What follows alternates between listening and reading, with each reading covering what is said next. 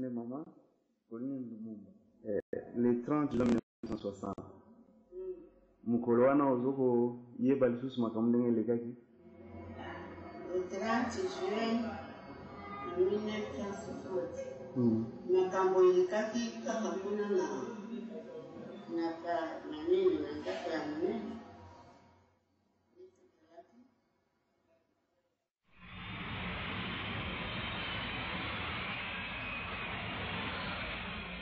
Peuple congolais, mon pays et moi-même, nous reconnaissons avec joie et émotion que le Congo accède ce 30 juin 1960 en plein accord et amitié avec la Belgique à l'indépendance et à la souveraineté internationale.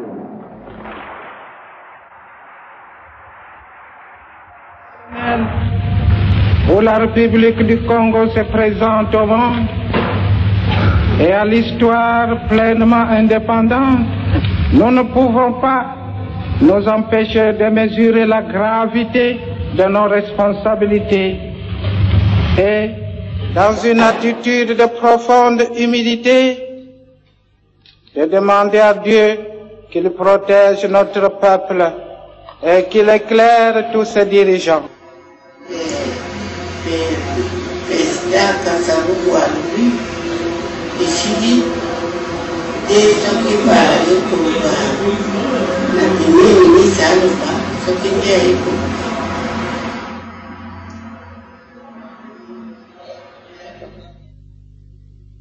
combattants de l'indépendance, aujourd'hui victorieux, je vous salue au nom du gouvernement congolais. À vous tous, mes amis, qui avez lutté sans relâche à nos côtés, je vous demande de faire de ce 30 juin 1960 une date illustre que vous garderez ineffaçablement gravée dans vos cœurs, une date dont vous enseignerez avec fierté la signification à vos enfants, pour que ceux-ci, à leur tour, fassent connaître à leurs fils et à leurs petits-fils l'histoire glorieuse de notre lutte pour la liberté. Congo, Congo nde mboka, mboka ngo mokengeli koi, mboka ngo mokengeli léopard.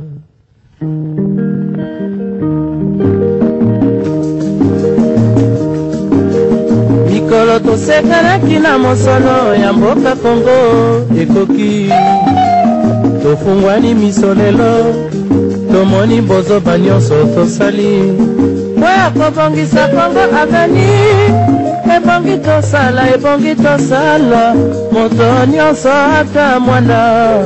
Congo ya mosolo, mpembe ya nzoku, Congo ya bwanya, kasa ya mbila, Congo ya makasi, moto ya nkoi.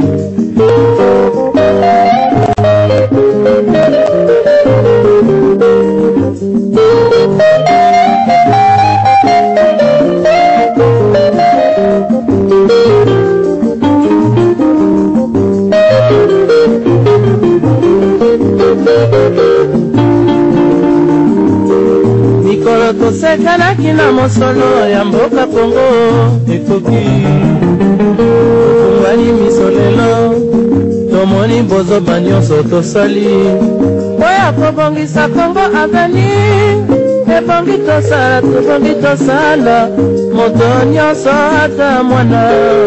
Congo ya mosolo, mpembe ya nzoku, Congo ya bwanya, kasa ya mbila, Congo ya makasi, moto ya nkoi. Congo nde mboka, Congo, mboka ya bankoko.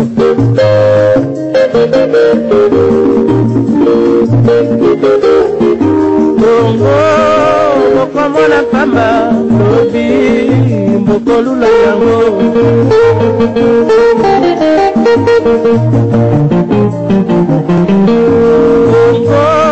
Kongo ya Afrika Kongo mboka ya kitoko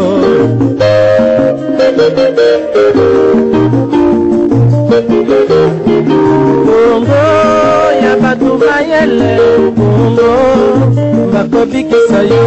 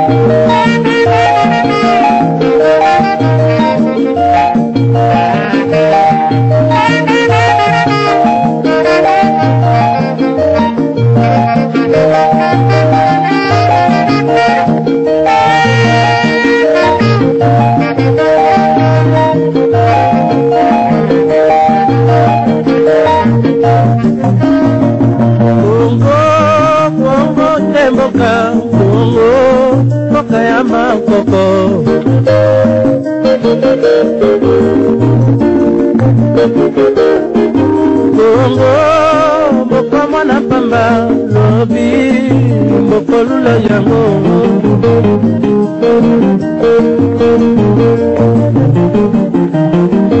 Kongo bana bazali koyekola Kongo bakobikisa yo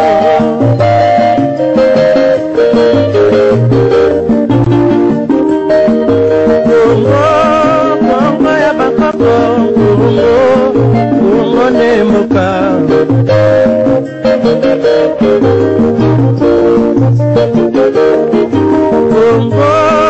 Kongo nemoka Kongo mboka ya bakoko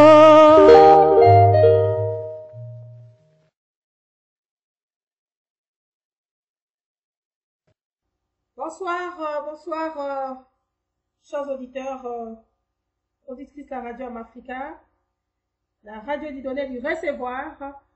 Nous vous saluons et bien entendu comme nous avons démarré et puis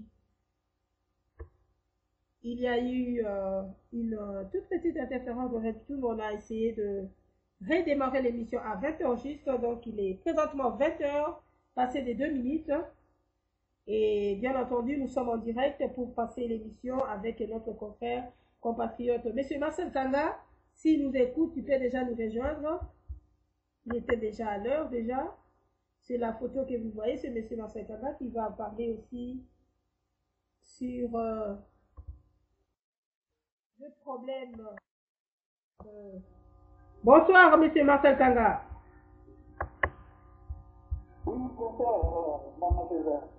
J'espère que votre studio, votre Skype est vraiment en forme aujourd'hui parce que tantôt je vais vous passer la parole pour passer en direct et puis nous parler de l'actualité. Hein. Nous savons l'actualité. Nous venons tout à l'heure de balancer la musique de Congo à venir, de Taboulay, qui aussi nous a quittés, paix à son âme.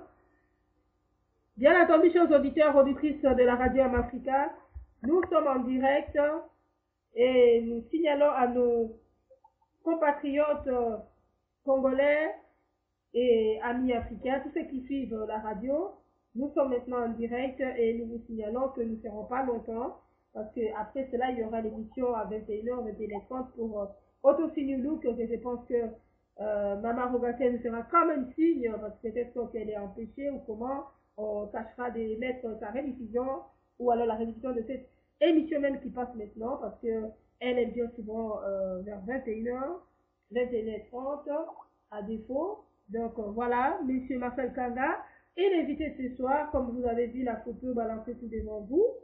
Cette photo vous montre bien Marcel Kanga. Lui, il va nous parler de l'actualité qui se passe en République démocratique du Congo, vous le savez.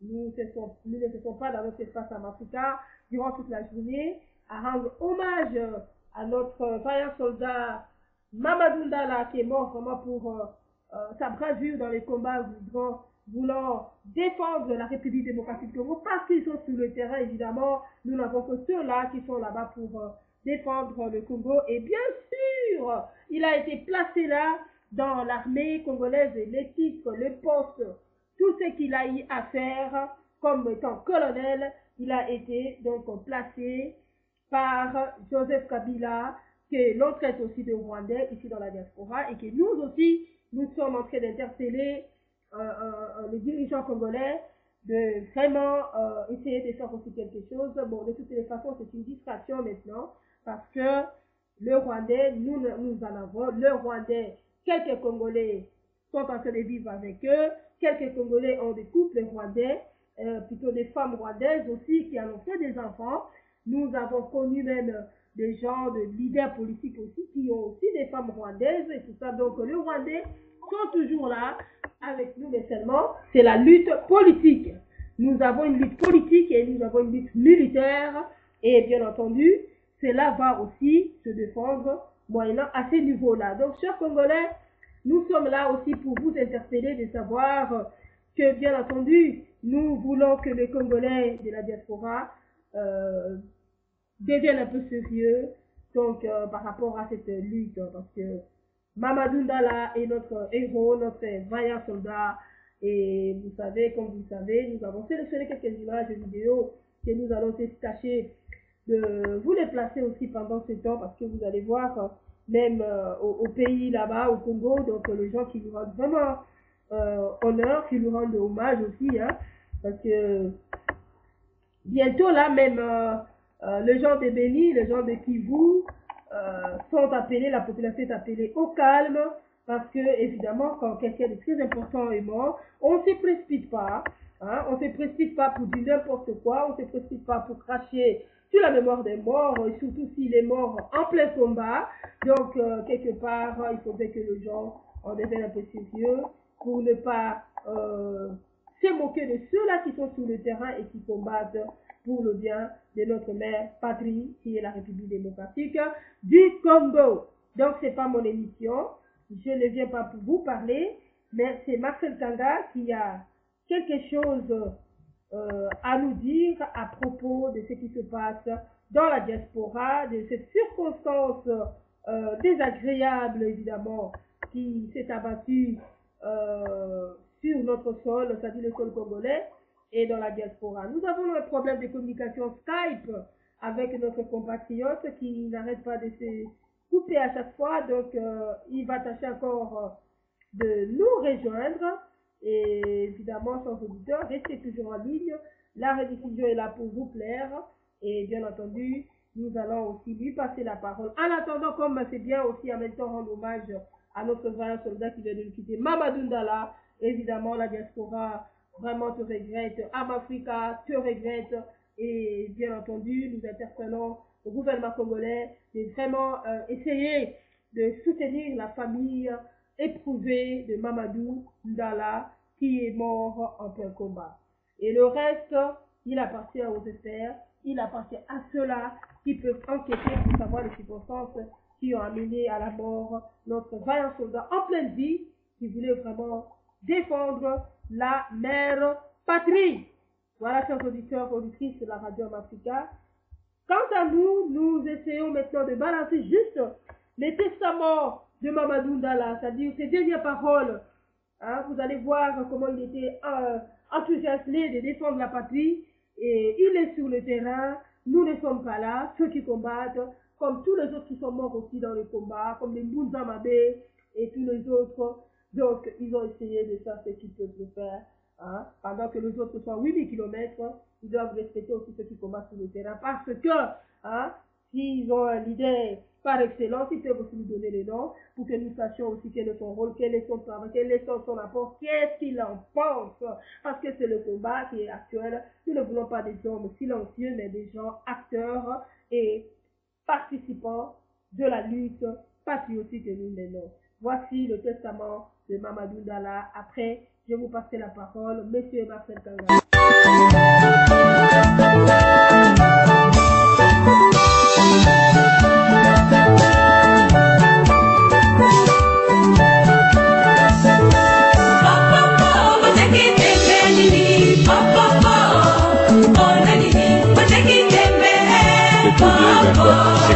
nous attendre. Un proverbe africain a dit ceci: si tu coupes la tête de la mère de quelqu'un, il coupera la tête de ton père. Tous ceux qui ont enlevé nos frères et nos compatriotes, nous ne les laisserons jamais cette chance. On va se venger d'eux, donc c'est-à-dire ils auront leur place en prison. Nous allons les abattre et on va les enterrer sans cimetière. Donc, le rouleau compresseur est en route. Une fois terminé avec le dossier du 1-23 et cette brigade dont je commande actuellement a pour mission aller traquer les autres groupes armés, également les ADF Nalou dans les territoires de Béni, Boutembu, d'autres groupes armés dans les Massissi, d'autres groupes armés dans les Walikale. Mais nous suivons de très près la situation qui se passe dans le Grand Nord. Ça fait mal. Plus d'une trentaine, quarantaine, cinquantaine de compatriotes portés disparus sans leurs nouvelles. C'est notre devoir de venir porter notre appui militaire, notre sacrifice, mettre notre énergie auprès de ces peuples, les récupérer de ceux qui sont d'abord détenus, les récupérer des degrés et des forces, et enfin rendre justice à ceux qui sont en train de poser ces actes inhumains à notre peuple dans le Grand Nord. C'est l'un de mes plus grands défis. Depuis le jour où je porte les grands officiers dans cette armée, mon plus grand défi devant mes généraux, je les ai toujours dit que moi, Mamadou, j'aimerais être parmi les vecteurs directeurs d'éradiquer le phénomène d'insécurité dans le Nord Kivu. Car d'autres nations croient que le Nord Kivu ne peut jamais être sécurisé. Mais pour moi, c'est le contraire. Le Nord Kivu peut être...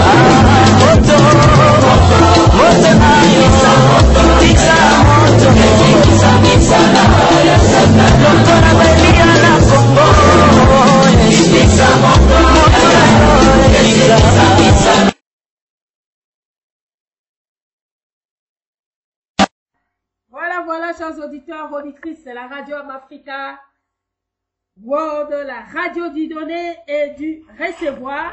Nous sommes encore en direct et vraiment nous avons un petit souci avec la communication Skype de notre compatriote, de notre frère aussi militant, activiste, Marcel Kanga.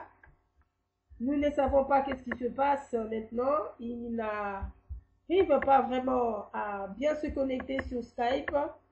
Je pense qu'il doit encore réactualiser donc son Skype, parce que là apparemment on n'arrive pas non plus à communiquer, à lui passer le message. Mais en attendant, chers auditeurs, comme vous le savez, hein, la diaspora elle est en train de parler. Monsieur Marcel Kanga voudrait conseiller, voudrait parler quelque chose à la diaspora congolaise de toutes les tendances.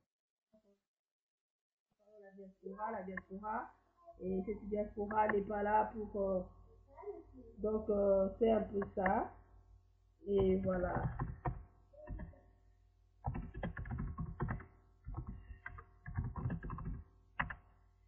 Oh là là, il est en train de nous écrire, et voilà, il est en train d'écrire dans les groupes, ça coupe à chaque fois, qu'est-ce qui se passe, et il nous écrit dans les groupes. Voilà, est-ce qu'on ne sait pas lire?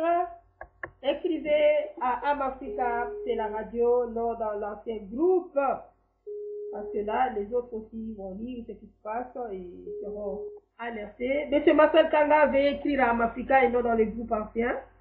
Parce que là, les autres vont se demander qu'est-ce qui se passe. Est-ce que vous m'écoutez? Tantôt on a bien parlé, la voix était bien, mais là je vous attends très loin. Essayez d'avancer aussi un peu la voix parce que bientôt je vais vous passer la parole. Allô? Oui, ça va. Ok, bon, monsieur Marcel Kanga, c'est l'actualité. Mamadou Ndala nous a quitté, la diaspora en parle, mais elle est divisée. Qu'est-ce que vous en pensez? Qu'est-ce que vous voulez dire? Qu'est-ce que vous nous apportez au studio Amafrica World, la radio du donner et du recevoir? Je vous passe la parole, monsieur Marcel Kanga.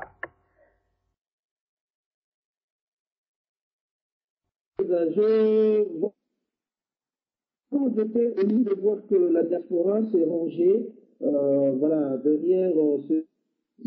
je dis des déferlements de messages qui a été vraiment rayé, qui personnellement qui m'a touché.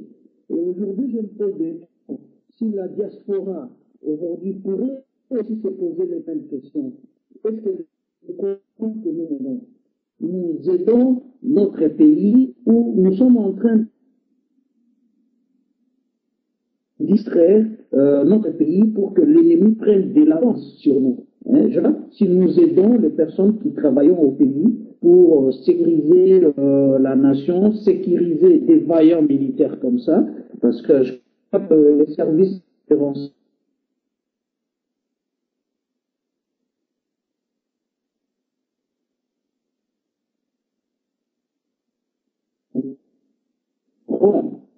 et c'est aujourd'hui que le travail a été fait, que les gens commencent commencent à sortir les traites des services.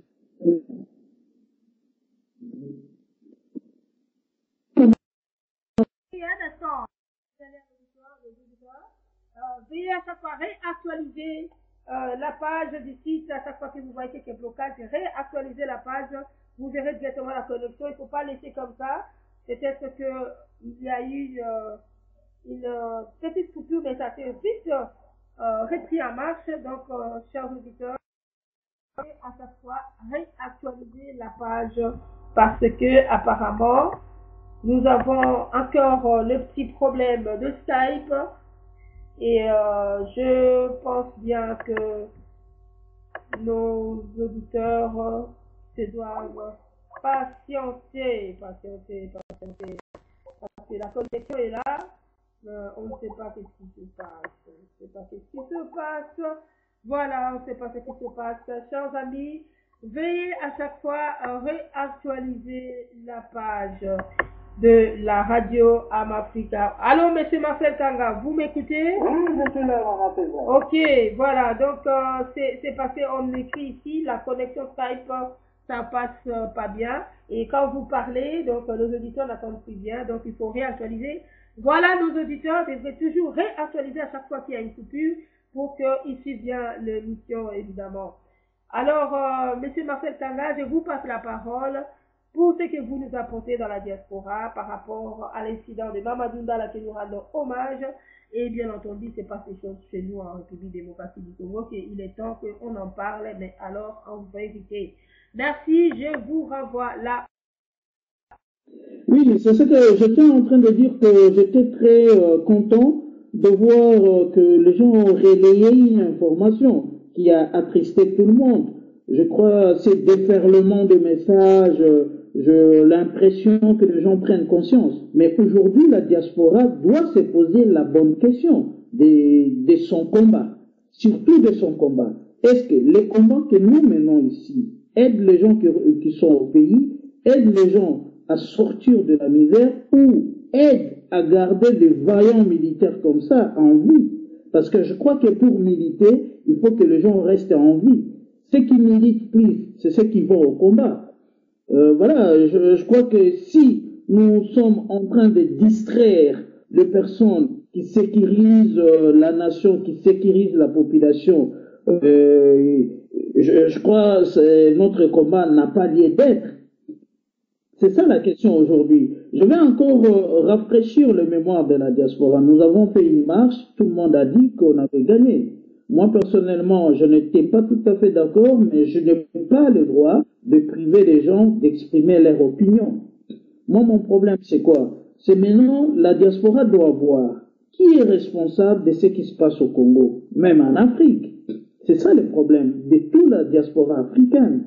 Qui est responsable? Parce que les combats qui se passent en Afrique, elles sont fomentées de l'extérieur.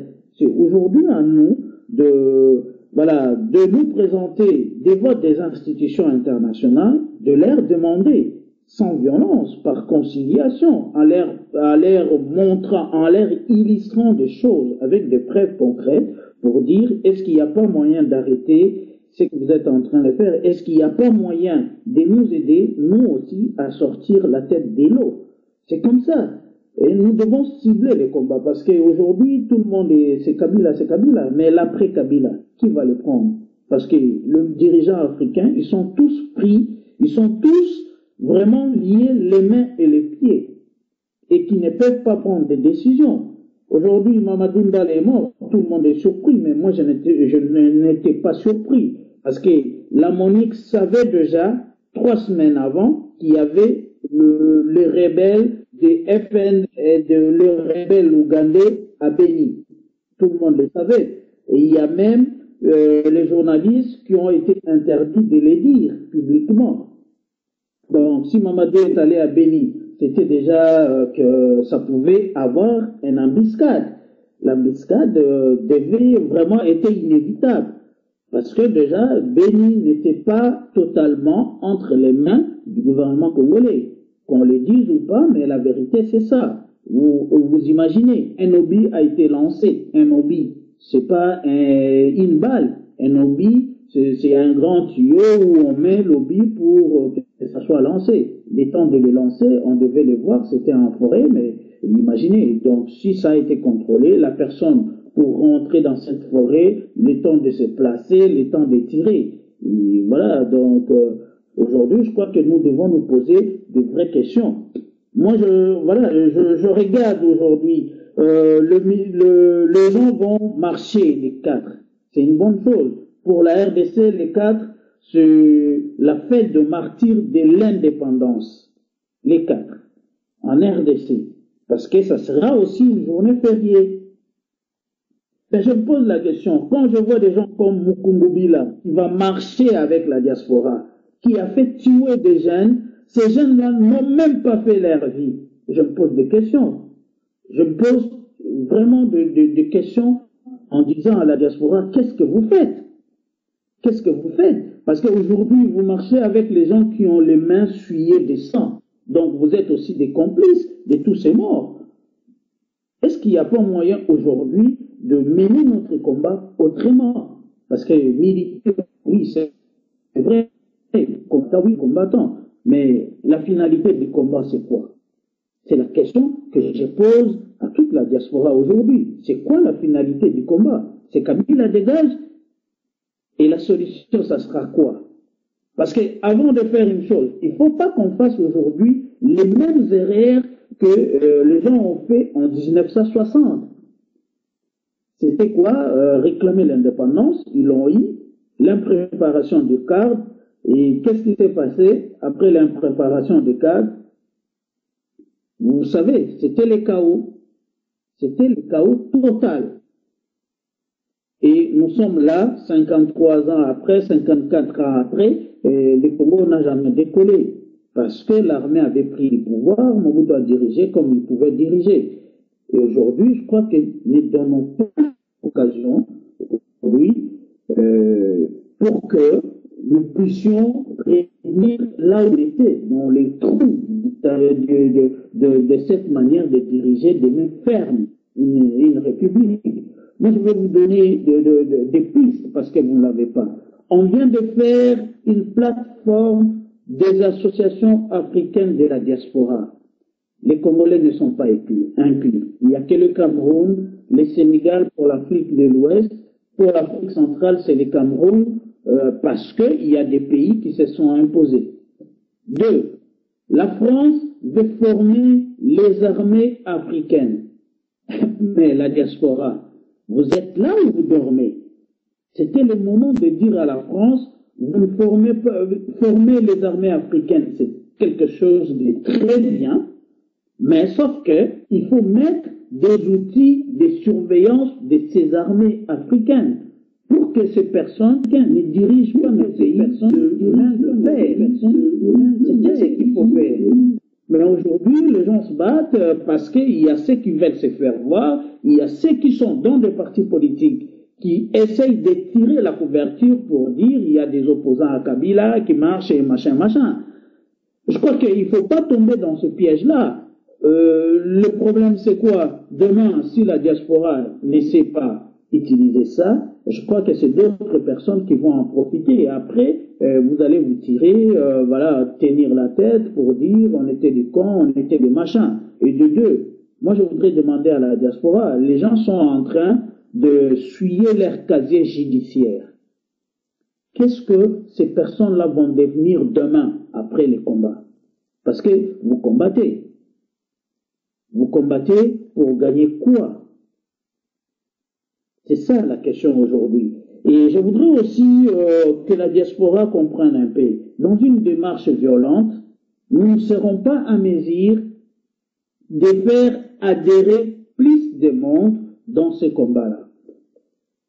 Parce que nous n'avons pas encore compris. Pour gagner pour gagner une telle bataille, pour gagner ce que nous voulons chercher, la liberté, comme on l'a dit. Mais moi, je crois que notre peuple est très libre. Ce qui manque à la population, c'est plus la misère, vivre simplement.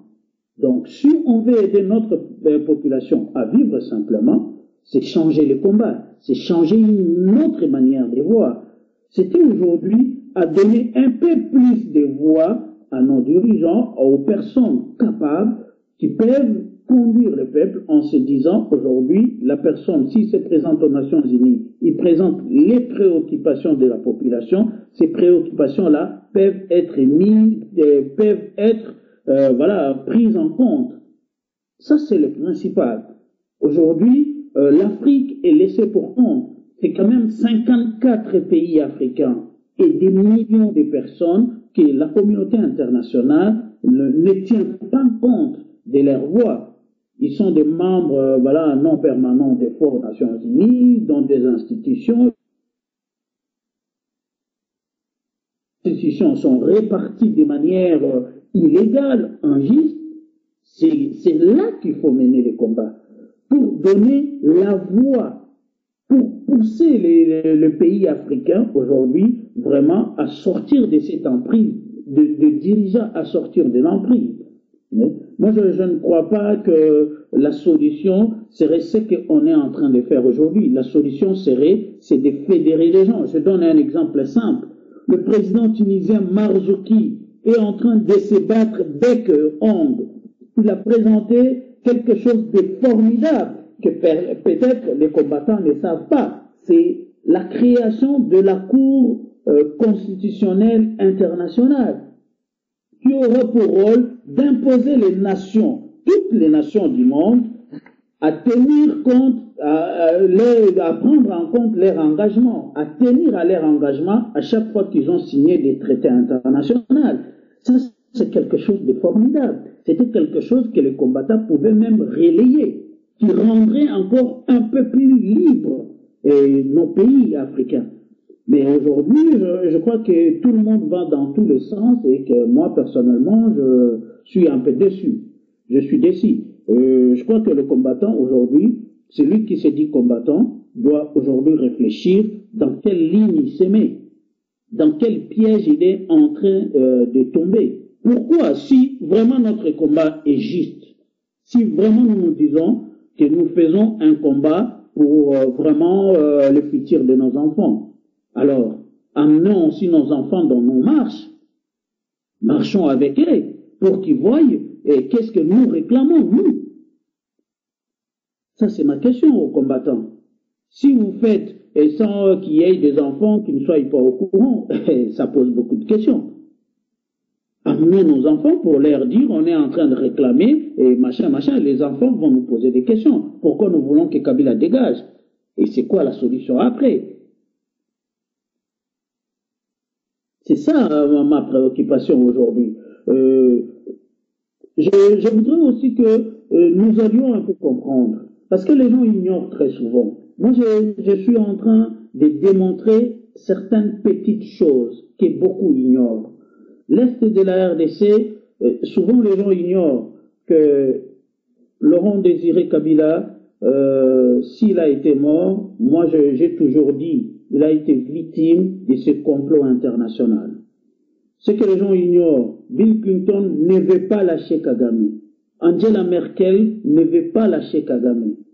Au-delà de toute la pression internationale.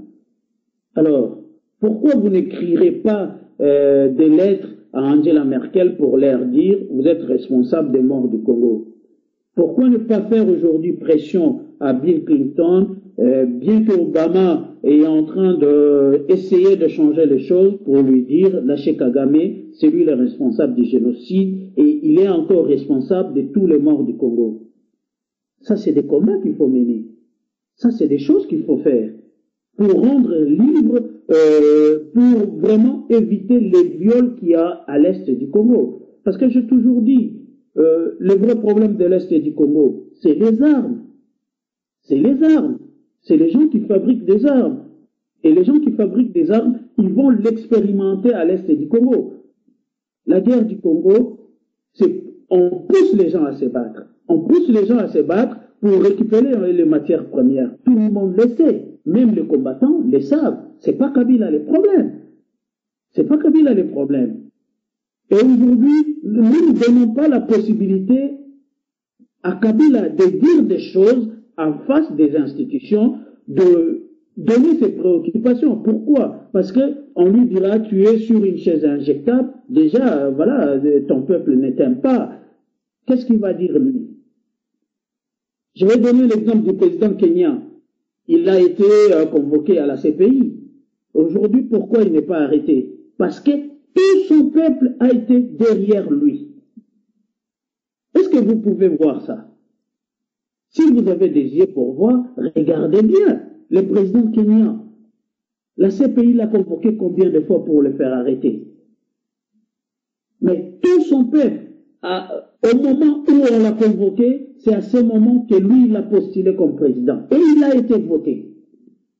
Son peuple lui a donné l'humilité pour qu'il soit protégé. Mais je ne sais pas si nous, les combattants, nous comprenons qu'est-ce que nous sommes en train de faire. Nous sommes en train de plonger notre peuple dans la misère. Nous sommes en train de détruire notre pays sans le savoir. Moi, je ne suis pas pour les musiciens. Mais j'ai toujours été fier de voir un Chinois parler lingala, de voir un Togolais parler lingala, de voir un Camerounais parler lingala. Ça, c'est ma fierté. Et les musiciens en ont contribué pour ça. N'oublions jamais ça, que la Chine a pris une place parce que les Européens ont cherché à apprendre chinois. L'anglais prend une place. Aujourd'hui, je parle en français. C'est pas ma langue maternelle, mais elle est redevenue ma langue maternelle parce que je l'ai appris à l'école, je l'ai appris chez moi. Voilà. Je crois que nous sommes en train de faire un combat sans savoir les aboutissements, le but, même les dégâts que nous sommes en train de faire. Les dégâts humains, les dégâts culturels. Repensons à notre combat. La cible, c'est quoi? Je vais donner l'exemple de la Monique. La Monique, il y a des agents de la CIA à la Monique. Il y a beaucoup de services secrets à la Monique. Allez sur le site de la CIA, vous verrez que toutes les statistiques, je vous recommande d'y aller, les statistiques de sous-développement, elle est dans le site de la CIA. Qui les donne? Posez-vous la question, c'est qui les donne? En RDC. Elle sort de la RDC. Et par qui? Moi, je voyageais avec l'avion de la Monique. Je vous donne un exemple. C'était au mois de mai 2010. Sur le manifeste de l'avion, c'était sur. Mais c'était 40 Américains habillés en tenue militaire. Je les ai vus à Goma. Je suis tourné à Goma avant de repartir à Kisangani. Puis aussi, je les ai vus, ils étaient en cette tenue, et j'ai pris l'avion avec eux jusqu'à Kinshasa. Voilà. Je crois que nous, on n'a pas encore compris où est-ce que nous allons. Je vois les gens parler, mettre des petites vidéos sur Facebook, crier, faire tout ce qu'ils font. Et moi, je vous dis, vous êtes en train de crier dans les néants. C'est comme les gens qui sont dans un océan, qui ne peuvent pas le faire voir. Nous sommes des opportunités parce que nous sommes près des institutions. Nous sommes là où ça se décide. Mais nous faisons rien qui marcher sur la rue et que ça ne change rien. On dit, ben, ces gens marchent, ils marchent pourquoi? Il n'y a même pas des gens qui se posent la question. Hein, vous passez, vous êtes en train de crier, Kabila dégage, et ben, il dit, ben, ils sont contre leur président. C'est tout. Et ça ne changera rien. Je vous dis que ça ne changera rien, vous avez vu. Tout le monde a dit que Kabila ne viendra pas à Paris, mais il a été à Paris. Et c'était lui l'homme central même de cette organisation. Vous posez-vous des questions. Au-delà de toute la contestation. Comprenez comprenez bien. Aujourd'hui, les jets en Afrique, c'est ce que les gens sont en train d'ignorer. Regardez les Soudans. Moi, je vous donne l'exemple du Soudan du Sud. Il y a eu les Africains, des Israéliens, et il y a encore aujourd'hui le Soudan du Sud des Anglais. Et c'était une guerre entre Total, le grand pétrolier français, et Whitney, l'anglais, qui voulait. Regarde ce qui se passe maintenant. Les gens sont en train de se battre au Soudan du Sud. Et je vous donne l'exemple de la Centrafrique. C'était Bozizé est parti, et aujourd'hui, est-ce qu'elle s'est stabilisée? Comprenons qu'est-ce qui se passe. Les États-Unis ne veulent pas que l'Europe revienne en Afrique centrale. C'est ça le problème. Parce que beaucoup de gens parlent de choses sans comprendre qu'est-ce qui se passe aujourd'hui. Le vrai problème, c'est ça. Et il y a des présidents qui sont déjà partants. Si vous avez bien regardé la vidéo de la réception du président français, vous comprendrez, vous allez tout comprendre et facilement. Ce qui était plus proche, diplomatiquement, ça c'est des enfants de cœur qui sont aujourd'hui soutenus. Les Sassou et les autres, ils étaient au deuxième plan. Donc ils ont reculé dans la diplomatie. C'est ça les messages de la communication. Nous n'avons pas des yeux pour voir, et ce que je regrette, c'est un peu ça. Nous ne comprenons pas qu'est-ce que nous sommes en train de faire.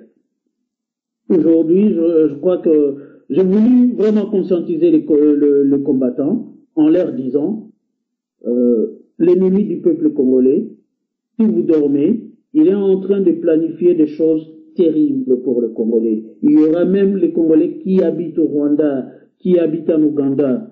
Ça, ce n'est pas des insinuations que je dis. Je dis des choses parce que j'ai été un journaliste.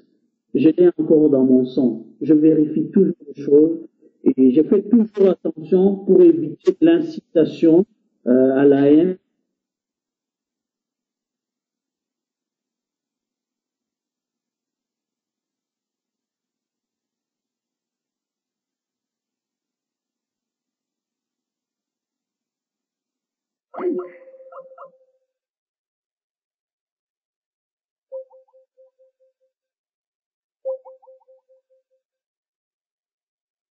Voilà notre ami, chers amis, chers auditeurs, veuillez patienter encore une fois, s'il vous plaît. Nous tâchons de le reprendre, mais en attendant, nous allons tâcher de mettre la musique en attendant qu'il nous rejoigne par la suite. Donc, c'est donc Ponce Pilate. Ponce Pilate, vous savez le jugement de Jésus, hein? Ponce Pilate essayait de se chercher des échappatoires pour éviter de condamner Jésus, le connaissant, le prenant pour un homme juste. Sa femme Claudia Procula l'avait interpellé pour dire de ne même pas s'en mêler dans l'histoire de la mort de Jésus qu'on appelle le Christ. Et Ponce Pilate voulait s'en laver les mains. Et bien nous assurons de cette chanson Ponce Pilate pour remettre aussi la situation du Congo et dire ne jamais trahir la RDC, ne jamais trahir le Congo, défendez la terre. Mamadou Ndala que vous voyez s'afficher devant vous, que nous honorons, que pour nous, hein, les patriotes, les femmes combattantes, nous sommes vraiment attristés de sa mort parce qu'il a combattu sur le terrain et il en est mort. Non pas dans un film de dessin animé, mais bien dans la réalité. Et nous partageons la tristesse de sa famille, nous partageons la tristesse de sa femme ou ses femmes. Eh bien, chers amis, comprenez-nous, un vaillant soldat vient de nous quitter. Nous avons encore ses archives, nous avons encore ses images de sa mort et nous rendons encore hommage. Demain encore, nous en parlerons sur Mamadou Ndala. En attendant, Ponce Pilate. Allez. Mama,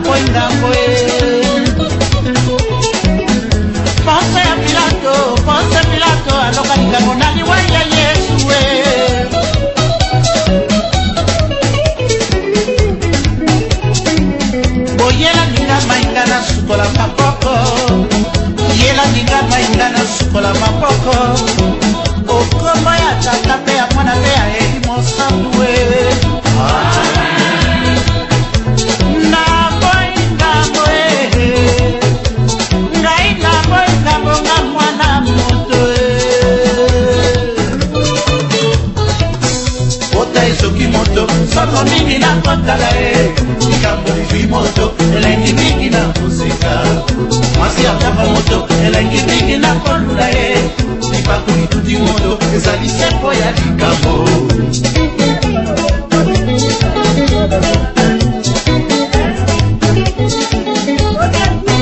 nakona banga likambo na lembi toto nakoswa na ye ikana pesa mokongo na kombo ya nzambe nakende liboso nakona banga likambo na lembi toto nakoswa ikana pesa mokongo na kombo ya nzambe nakende liboso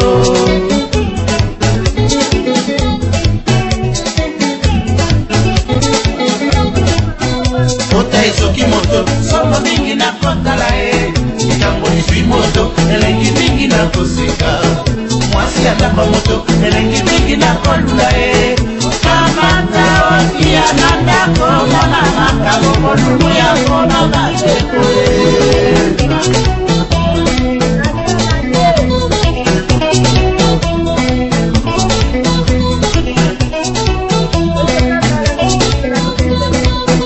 nalingaki yokate motema mama napesaki yo nzoto ya mwana moto namesanaki makambo na yo ya malamu na mabe nasuka mboka nakosela yo po tokutana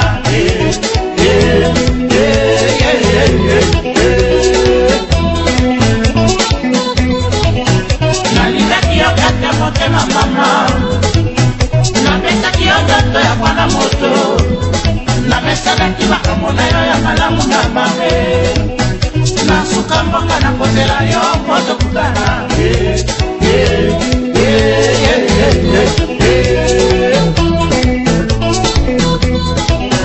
nalingaki yo kaka motema mama napesaki yo nzoto ya mwana moto namesanaki makambo na yo ya malamu na mabe nasuka mboka nakosela yo po tokutana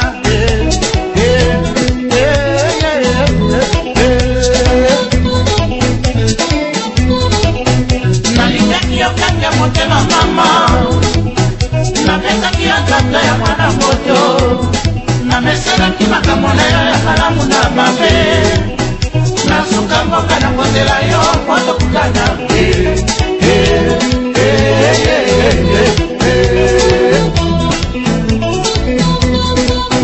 nalingaki yo kaka motema mama napesaki yo nzoto ya mwana moto namesanaki makambo na yo ya malamu na mabe nasuka mboka nakosela yo po tokutana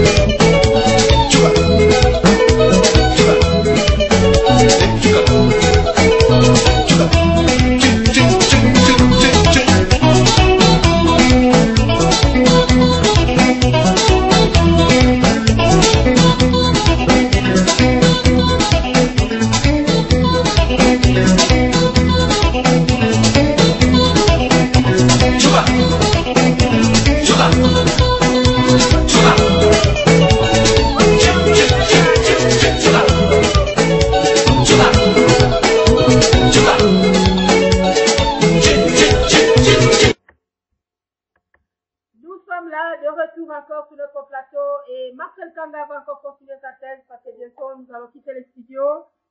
Voilà que Mama Rogassé nous fait signe qu'elle vient à peine de rentrer, donc le temps de s'occuper un peu de sa maison, donc elle n'est pas encore disposée pour passer ce soir avec son émission Autopsie New Look. Bien entendu, chers auditeurs, nous balancerons peut-être cette rediffusion par la suite. Donc, ce qui nous permet, pour l'occasion, M. Marcel Kanga, de parler encore sur ce qui se passe dans la diaspora. M. Marcel, j'aurais quand même aussi une ou deux questions à vous poser pour tout ce que vous êtes en train aussi de nous apprendre par ici, sur ce studio de Ham Africa, la radio du donner du recevoir, la diaspora africaine, qui milite pour la prise de conscience et bien entendu l'émergence de la diaspora et de notre continent africain. Merci, M. Kanga. Je vous passe la parole. Oui, Maman Pesa, j'aurais déjà noté les questions pour les répondre directement. Je ne sais pas si vous le passerez après parce qu'il me reste 14 minutes, je crois. Donc, je souhaiterais déjà répondre à la question. Parce que j'allais expliquer aux gens, les rebelles ADF Nalu, pour qu'ils comprennent, ces rebelles-là, elles sont entretenues par l'armée ougandaise. Et s'il y a une personne qui regarde sur la carte, il peut aller sur Facebook, je n'ai pas vu une fois où ces rebelles ont attaqué l'Ouganda. Vous voyez? Parce que je crois que si c'était des rebelles ougandais, ils devaient plus attaquer l'Ouganda que venir au Congo. Ces rebelles, ils sont entretenus par l'Ouganda pour laisser un passage, afin que les matières premières, l'or, les bois, partent en Ouganda, et là où ils sont en train de contrôler. C'est ça le rôle de ces rebelles-là. Et aujourd'hui, on ne va pas me faire croire que ces rebelles-là, et c'est des rebelles ougandais, parce qu'ils n'ont jamais attaqué l'Ouganda. Ils n'ont jamais attaqué l'Ouganda. Alors, je crois que c'est à nous aujourd'hui, de la diaspora, de comprendre qu'est-ce qu'on veut. Quelle est la finalité qu'on donnait à notre militantisme. J'ai donné quelques pistes pour que les gens comprennent qu'est-ce qu'il faut faire réellement pour que ça change à l'intérieur. C'est pas marcher dans la rue. Non.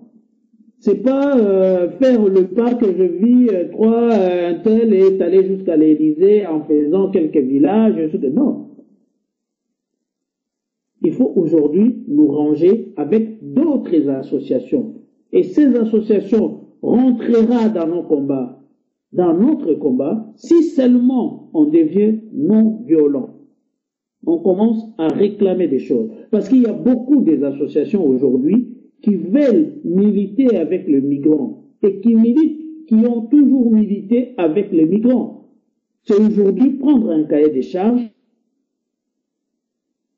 dire à ces associations, notre souci, c'est ça pour la RDC.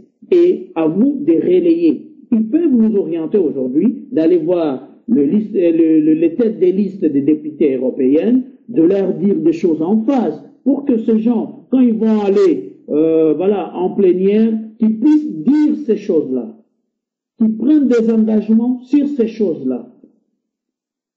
C'est comme ça qu'il faut faire. C'est pas aller crier, insulter Kabila. Déjà, je crois que moi, ce qui me dépasse, les gens qui vont à l'église le matin, ou avant, les samedis, ils vont à la marche, ils vont insulter Kabila. La Bible les dit, toute autorité vient de Dieu. Je ne sais pas si on est en train de contredire la même Bible qu'on va ouvrir, qu'on va aller, on va adorer Dieu, on va crier. Hein? Moi, j'ai toujours dit aux gens, si les personnes se sentent aptes à se dire, je vais changer la RDC, c'est pas à crier.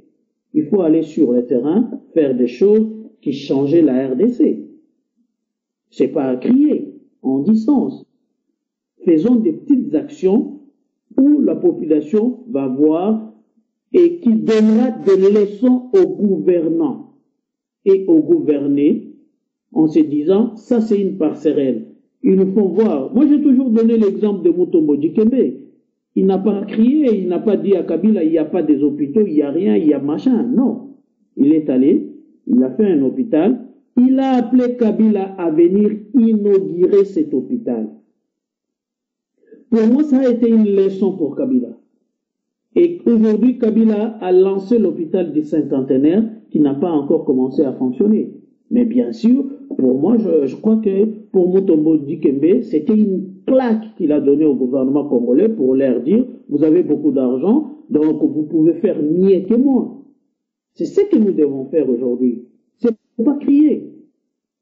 Parce que nous devons prendre le temps. Imaginez que Mandela, en quittant le 27 ans de sa prison, il disait l'Afrique du Sud devait appartenir aux Sud-Africains.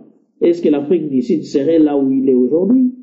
Il serait les héros? Non. Il a changé le monde seulement avec une parole, en disant seulement aux gens, travaillons ensemble. C'était tout. Et aujourd'hui, c'est un héros.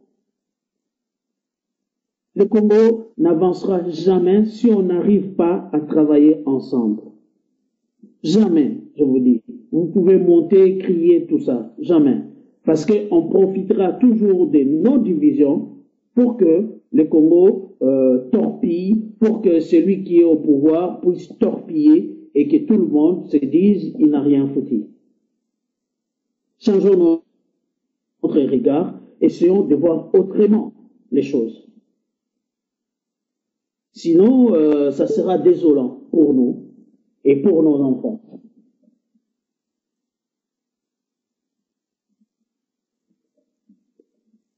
Voilà, Maman Feza. Alors, j'attends la question de Maman Feza parce qu'il me reste 8 minutes précisément et pour que je puisse en répondre.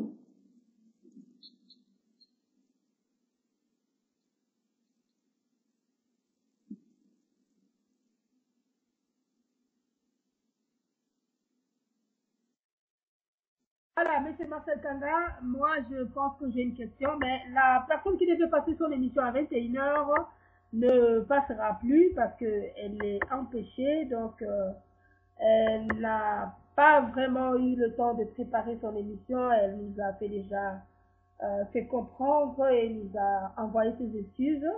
Donc raison pour laquelle je dis, M. Kanga, vous pouvez continuer à parler même jusqu'à 30 minutes, mais voici ma question.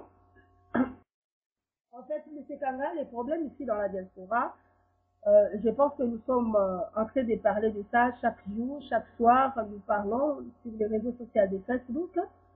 Moi, je n'aime pas trop parler sur le non-combattant. En fait, si c'est pour mettre l'accent sur le combattant, là, je sais peut-être de spécifier mes propos en ralliant de Congolais extrémistes et de ceux Congolais qui sont un peu conciliants, qui sont pacifiques, et qui analysent le dossier autrement que ceux-là qui, apparemment, se manifestent comme des extrémistes.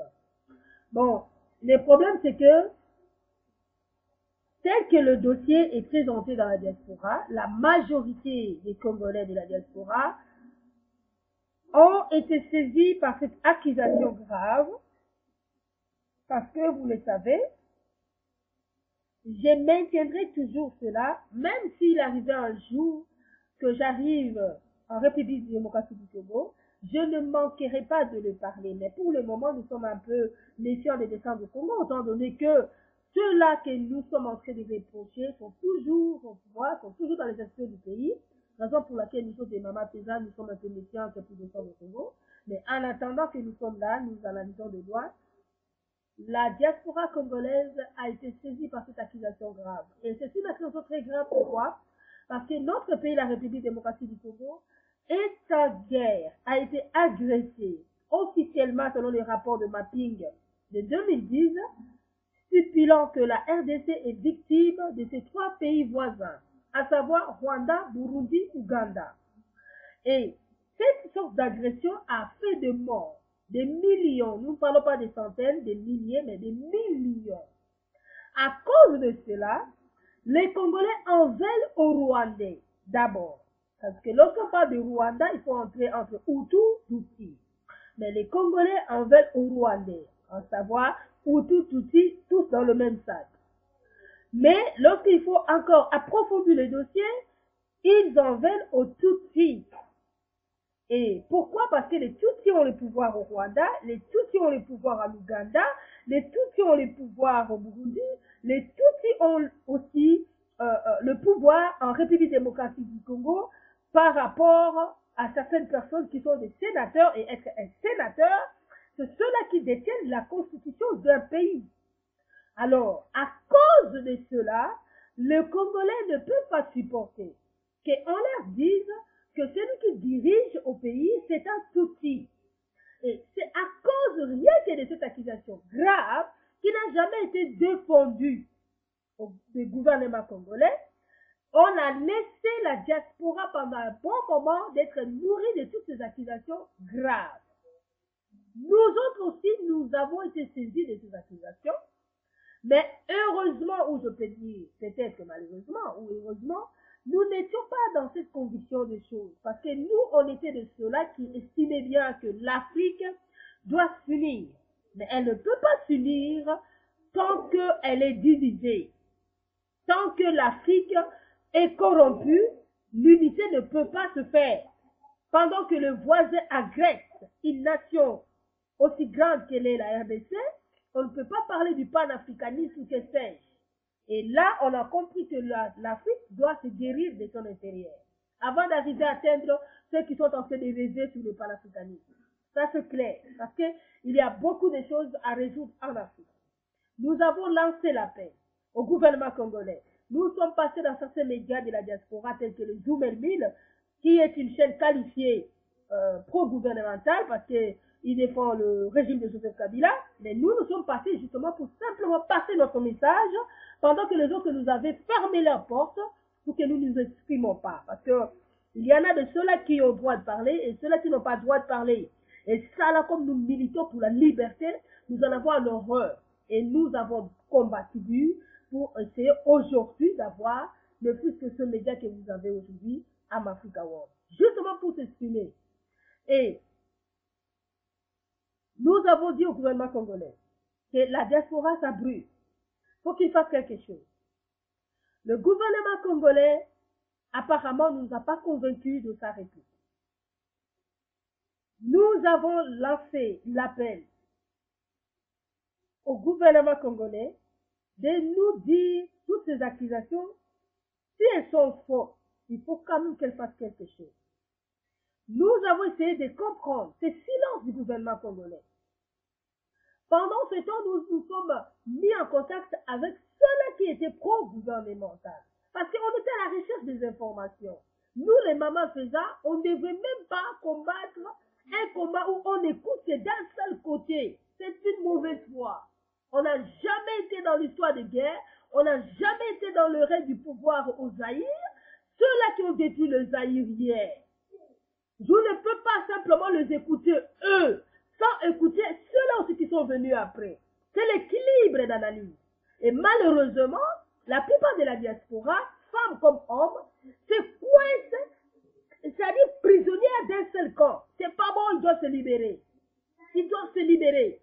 L'information, il faut circuler pour recevoir de tous les camps et pouvoir analyser. Alors, nous étions de ceux-là, ou de celles-là, qui ont compris que, plus on écoute qu'un seul côté, on s'étouffe. On doit se libérer. On ne peut pas être dans un bloc, comme si c'était une forme de secte, où il n'y a une seule personne qui parle, et les autres doivent exécuter sans comprendre ni le dessus d'État. Et alors, on avait besoin de cette soif de la liberté, de comprendre ce qui se passe au pays. Pourquoi on nous empêche de contacter ceux du pays, et le faire, on devait des collabos. Ceux qui se souviennent, M. Kanga, dans ma page Facebook, j'avais toutes les tendances confondues dans ma page. J'avais des gens comme de Papi Tamba, que les autres qualifient de collabos, et me disaient, il faut que je la lève parce que c'est un collabo. Je leur disais, collabo dans quel sens? Parce qu'il est tenté d'appuyer le régime de Joseph Kabila qui est rwandais. J'ai dit, c'est Joseph, n'est-il pas le fils de Mouzé? Ils ont dit non, c'est pas ses fils, c'est un fils adoptif. Mais les Congolais oublient qu'ils sont des Bantus. S'il faut même prendre même cette hypothèse, dire qu'il était le fils adoptif, alors excusez-moi, parce que cela n'exclut pas le combat, hein. Cela n'exclut pas la crise que la RDC traverse.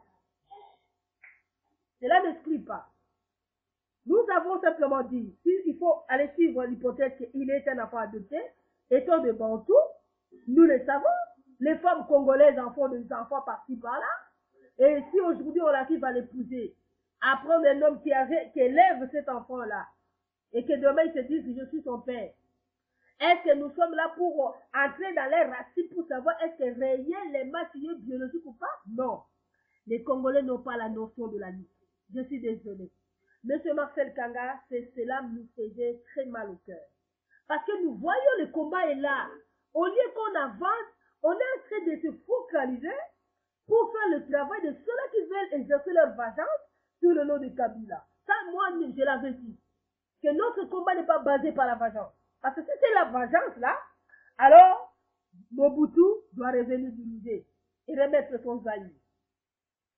Parce que Mobutu a dirigé quand de son pouvoir, les Congolais qui en deviennent Soso et Pembe partout, c'est cette diaspora qui devrait être juge face au Mobutisme. Cette diaspora est devenue légère face au Mobutisme. Tous ceux qui les écoutent, tous ceux qu'on les qualifie de Banamboka, sont ceux-là qui étaient au pouvoir hier. Mais comment vous voulez changer les choses dans votre pays? Lorsqu'on tourne le dos du Zaïre de Mobutu, on ne doit plus accepter les Zaïre de Mobutu avec ces gens avec nous et faire la lutte sous prétexte que c'est Joseph-là, il doit dégager. Moi, je ne peux pas faire une lutte de vengeance que je n'ai jamais été dedans dans l'affaire. Nous étions des enfants. Nous ne connaissons absolument rien. Le problème, la RDC est victime d'un complot international. Qui tire les ficelles? Voilà ce que vous avez posé la question. Qui fait quoi? Quelle est le sens de notre lutte? C'était des questions aussi que nous nous posions dans le temps. Personne n'arrivait à nous répondre. On s'est dit, mais il se passe quelque chose qu'on ne dit pas encore son nom. Mais on va tâcher de découvrir. Monsieur Kanga, nous allons continuer à parler. La diaspora était livrée sur son sort. Au pays là-bas, on disait, laissez ceux qui parlent là-bas, parce qu'on les a enlevé les biceps du pouvoir. Voilà pourquoi ils parlent. Mais ils parlent, ils s'adressent à qui? À cette diaspora qui nourrit des familles au Congo. Mais c'est le peuple congolais. Il ne faut pas prendre le peuple congolais pour des lâches. Si on est en train de les informer de choses, si les Congolais sont vos enfants, vous êtes les dirigeants, donc vous êtes des parents, pourquoi permettez-vous, quel est ce parent qui peut permettre de voir son fils, de voir sa fille, en train de se faire manger une nourriture qu'ils savent que c'est du poison? Quel est ce dirigeant? Quel est ce dirigeant responsable? Voir que leur peuple, on est en train de leur faire nourrir des faussetés et regarde faire. C'était ça que nous étions choqués. C'était à cause de ça qu'on reprochait aussi le gouvernement de Joseph Kabila. On disait que s'il n'est pas compétent, il n'a qu'à dégager. Mais ce n'était pas par rapport à leur langage. Le langage, c'est Joseph Kabila, c'est Hippolyte Kanambe. Il faut que vous l'appelez Kanambe. Il y a des gens qui nous imposent comme ça. Oh non, toi tu appelles toujours Joseph Kabila, il faut Hippolyte Kanambe. J'ai dit, prouve-le-moi qu'il est Kanambe. Si vous n'avez pas de preuves, dégagez vous autres. Ils n'ont pas de preuves, ils imposent. Ça, c'est vraiment un monde, je ne sais pas. On a reproché la dictature de Mobutu. Nous allons venir être des victimes de nos propres frères, de nos compatriotes pour nous imposer. Non, mais ça, c'est confondre la lutte que nous menons. Nous imposer d'appeler Kanambe. Et ça, c'est quelle lutte, ça? Tu imposes à ton frère, tu dois l'appeler comme ça. Mais tu es qui, toi? Ceux-là qui se le rappellent de m'avoir imposé comme ça, je les ai dit jusqu'à maintenant, ils n'ont aucune preuve. Alors, c'est une distraction de plus qui ne vient que donner de la force à ceux-là qui a servi notre pays. Parce que dans la division des deux ordres, les tireurs de ficelle, ils se registent et ils avancent. Nous sommes toujours surpris par les coups des événements et des surprises désagréables telles que les assassinats de nos vaillants militaires.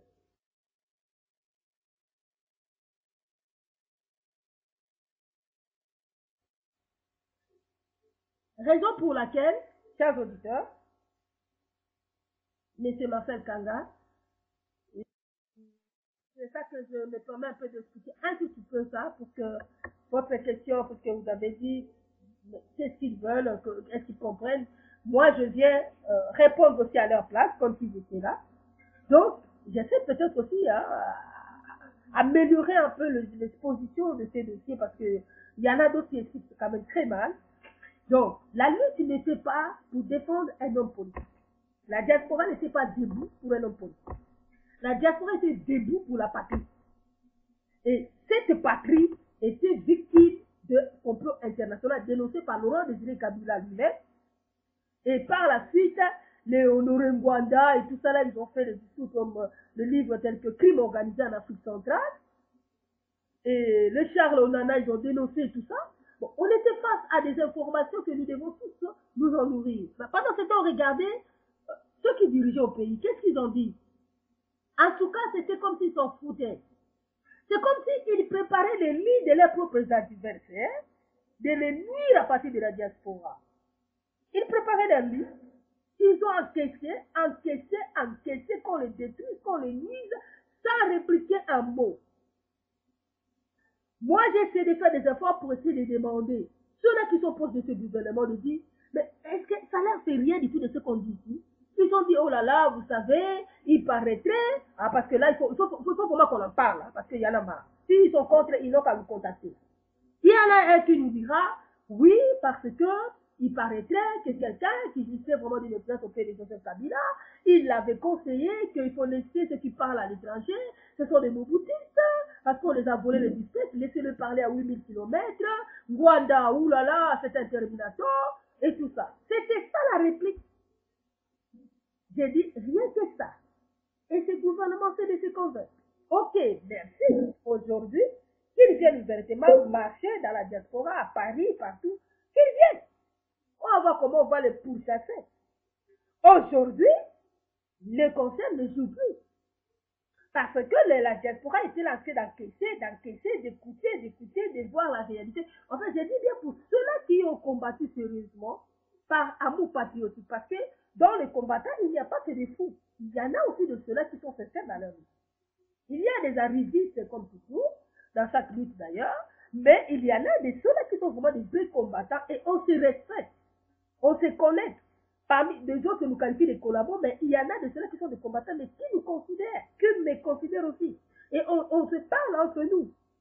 On se parle entre eux. Ils sont blessés par les arrivistes qui viennent pour se faire peut-être un nom et qui acquittent tout le monde comme ça, même ceux-là qui ont peiné dans la lutte, là, dans la sensibilisation, on les acquitte, mais ça blesse les autres. Sans se rendre compte, ils croient qu'ils sont en train d'avancer. Voilà pourquoi, M.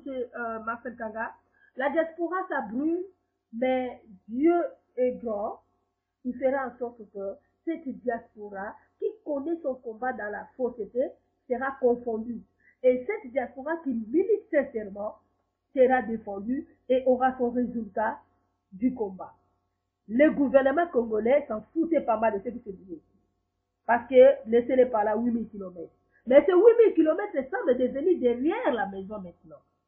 Parce que il suffit de moindre rien. Ils en récoltent le chose. Kabila Joseph est celui qu'on qualifie de Kanambi. Il n'a jamais défendu cette thèse, n'a jamais pris ce dossier au sérieux, parce que je ne sais pas si on nous a dit laissez tomber, nous on vous connaît, donc ça va. Mais on a essayé de le dire en erreur. Aujourd'hui, Kabila a perdu la diaspora congolaise. Et cette diaspora, ce n'est pas la moindre. C'est cette diaspora qui nourrit des familles là-bas. Et c'est cette diaspora que nous avons interpellée d'être des juges de leur leader. Parce qu'ils ont rempli l'Occitan, ils deviennent Soso et Apembe à cause des politiciens d'hier. Ceux qui ont dirigé 32 ans. Souffrance sociale, économique, politique, dictature et tout consort, ils ont envahi l'Occident. Et aujourd'hui, cette diaspora viendrait à sa fois pour écouter que cette classe politique-là et en faire la sorte de comment, mais ils sont des ingrats. Ou alors ils sont pas sérieux quand ils rejetaient Mobutu, ils ne savaient pas ce qu'ils faisaient. C'était la fin qui leur faisait parler comme ça ou comment? Et maintenant qu'ils ont les ventres bien pleins en Occident, que maintenant ils font ce qu'ils veulent. Non. Raison pour laquelle nous avons été indignés. Et on s'est dit, non, c'est pas ça la lutte. Si c'est ça là la lutte, je suis désolé. Même s'ils sont millions, je suis toute seule, je préfère contester. Parce que dans la minorité, Dieu se manifeste dans sa grandeur. Parce que Dieu est là pour défendre cette minorité éclairée qui est une foule inconsciente. Parce que l'esprit de la foule a toujours été inconscient. La foule. Alors, maintenant, cette foule n'arrive pas à avancer parce que à un moment, ils sont unis, à un moment désunis, à un moment unis, parce qu'ils ne sont pas sincères les uns contre les autres. Alors, M.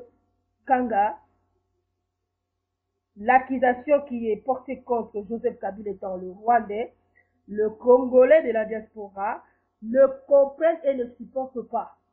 Même s'il fait quelque chose de bien, c'est toujours, ça c'est pour nous endormir et nous distraire. Il doit dégager, il est le Rwandais, qui facilite les autres Rwandais. La nomination de postes de sénateurs tels que Moïse Nyarugabo, Azaria Ruberwa, Bosco Tanganda, tous ces gens, les Bizengiman et tout ça, ils ont dit sont des Rwandais. Et ils ont des postes stratégiques au Congo. Qui facilite, c'est Joseph Kabila, Hippolyte Kanambe, le Rwandais tout. C'est à cause de ça. Mamadou Ndala est mort, on le qualifie d'un soldat qui militait sous un régime d'occupation. Donc il fallait qu'il vide le Congo, quoi. Qu'ils aient les rejoindre dans la diaspora, faire les combats dans les PC et manifestations avec les mémos auprès de ceux-là qui manipulent le dossier chez nous pour qu'ils viennent encore, je ne sais pas comment faire encore. La diaspora congolaise doit le savoir. Qu'on ne peut pas dire à la communauté internationale ce qu'elle sait déjà. Ils n'apprennent rien. MONUSCO est là-bas, vous avez parlé de développer la MONUSCO. Elle est là, MONUSCO est là. MONUSCO a des experts qui sont là, qui font des rapports de la situation qui est là-bas à l'Est. Les rapports de l'ONU, les rapports de MAPI. Ils ont détaillé l'agression de ces trois pays voisins avec la complicité de quelques Congolais qu'ils ont cité même les groupes, partis politiques et tout. Congolais de la diaspora maliens les alitaient. Pour attendre à comprendre que moi, Namboka, vous les accueillez, ce sont des Banamboka, et vous dites le Rwandais c'est Kanambe, alors que lui, dans le temps où lui, il a combattu contre eux. Contradictoire. Et c'est à cause de ça que lorsqu'on essaie de défendre, non, nous sommes des collabos. C'est nous des collabos. Or, des vrais collabos dans cette lutte, ils existent. Ceux-là qui donnent leur main aux Rwandais, comme le M23 Roger Lumbala, ils l'ont accueilli là. Ils ont accueilli Roger Lumbala. Mais ils n'ont pas accueilli Joseph Kabila parce qu'il est rwandais. Mais Roger Lumbala qui est en train de serrer la main de Kunda, abattoir des Congolais, et eux, ils les ont accueillis. Quelle lutte ces gens-là mènent? Ils croient que nous avons oublié. Nous n'avons pas oublié, tout est enregistré. Ils ne vont pas condamner des gens comme ça. Nous tous, nous aurons mot à dire. Et ils croient qu'ils doivent faire des, je sais quoi. Parce que l'objet a monté Simami Nzambe. Les Congolais, ils ne savent pas que lutte, on les appelle Yamolimo. S'ils ne veulent pas changer, ouvrez leur cœur et mener cette lutte dans la sincérité, nous demandons le jugement de Dieu.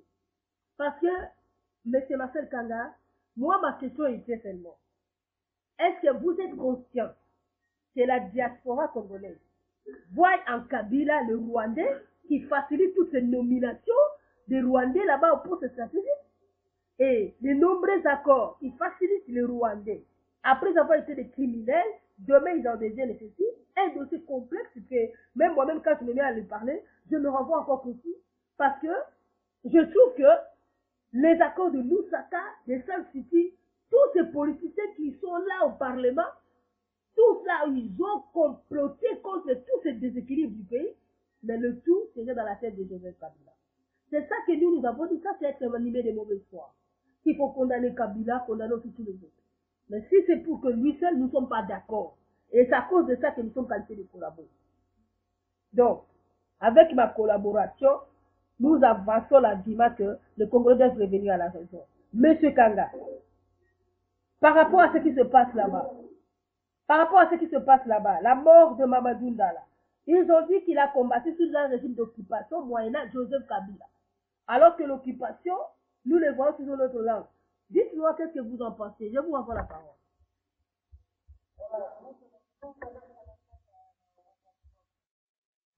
Kabila, c'est un Rwandais. Pour moi, je vais dire à tous les combattants aujourd'hui, ils doivent savoir une chose. S'il y a un vrai Congolais, c'est Joseph Kabila.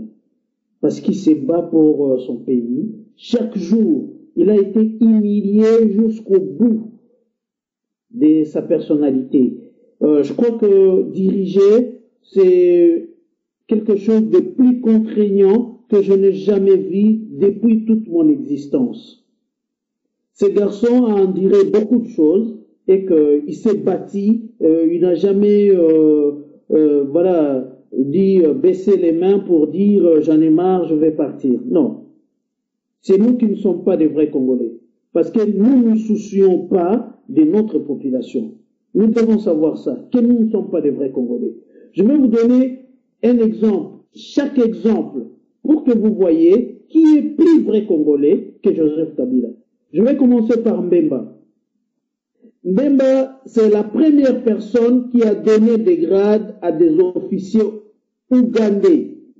J'ai dit, officiers ougandais.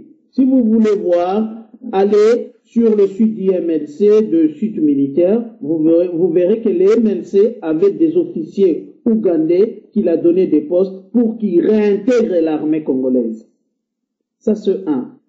Deux, vous venez de citer Roger Lumbala. Roger Lumbala a dirigé Bafasende. Bafasende, c'est 261 km de Kisangani. J'y étais moi-même, voir là où il était.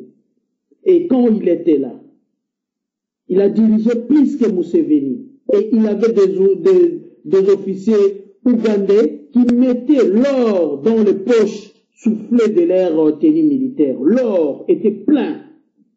Et Roger Lumbala, quand il venait à Bafasende, personne ne vendait. Et les gens étaient fouettés, flagellés, je vais dire. Ça, ce n'est pas une personne qui pourra diriger la chose publique. Alors, qu'on laisse, Roger Lumbala a introduit des Rwandais et des Ougandais dans l'armée congolaise. Si il est en ligne, qu'il essaye de dire et que je lui montre, j'en ai encore les preuves jusqu'aujourd'hui. Et lui et Mbemba, ils étaient ensemble pour accepter, après Sun City, d'introduire des Ougandais, je dis bien, dans l'armée congolaise. Aujourd'hui, je crois que ce que nous ne comprenons pas, c'est qu'il y a beaucoup de personnes qui sont responsables d'avoir introduit, d'avoir infiltré, je vais dire, dans l'armée congolaise, les Rwandais et les Ougandais, mais Kabila n'a rien fait. Parce que Kabila avait à son côté des officiers angolais et des Zimbabwéens. Il y en a encore quelques-uns qui sont autour de lui. Bon, c'est question de sécurité parce que c'était des gens bien formés. Moi, je ne rentrerai pas dans ça, ça dépend de lui. Et je vais dire encore, Boussania Moussi l'a fait aussi avec les Ougandais. Celui qui a amené les Rwandais au Congo, c'est pas Kabila Joseph, c'était son père. Et son père a amené les Rwandais, on est allé les prendre au maquis, quand les Nyamulenge avaient déjà récupéré des grandes villes de la RDC. Et lui, il s'est dit, je peux sauver encore mon peuple en allant avec les Rwandais. Et c'est ce qu'il a fait. En venant avec les Rwandais, il s'est dit, je voudrais que Mobutu parte. Voilà. Et aujourd'hui, je crois qu'il faut changer la manière de faire et la manière de voir. Je vis des gens de la diaspora, c'est dire, ils étaient très actifs sur Internet. Je vais donner l'exemple de Serge Welo. Il avait même attaqué Kagame au Canada, il y a une vidéo, tout le monde le sait, pour dire vous tuez les gens au Congo et tout ça. Aujourd'hui, c'est un député. Quelle est la loi qu'il a déjà soumise au Parlement pour sortir le peuple de la misère? Quelle est seulement une petite loi? Parce que les lois, elles viennent du malaise social. Tout malaise social qui permet aux législateurs d'en faire une loi pour solutionner durablement cette malaise.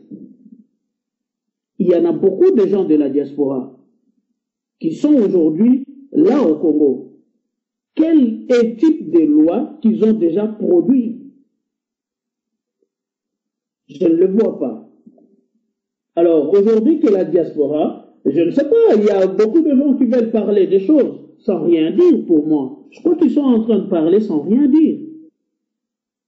Moi, je voudrais qu'il y ait des gens qui passent là et qui nous proposent des choses en nous disant, voilà, l'après Kabila, ça sera un tel. Vous avez posé une très belle question une fois sur votre profil Facebook. Vous avez demandé à tout le monde de vous proposer, l'après Kabila, ça sera qui?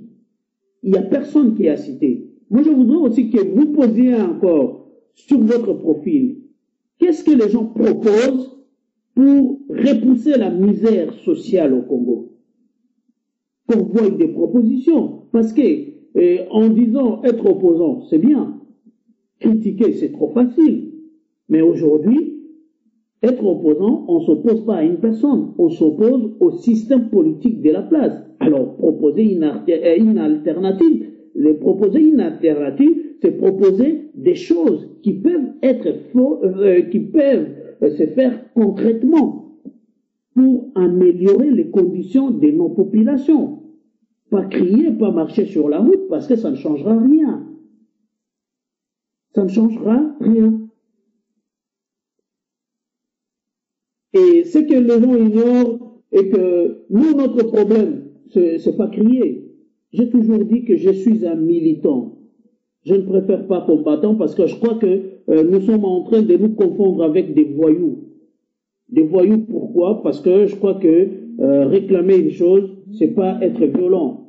Réclamer une chose, c'est éviter la violence.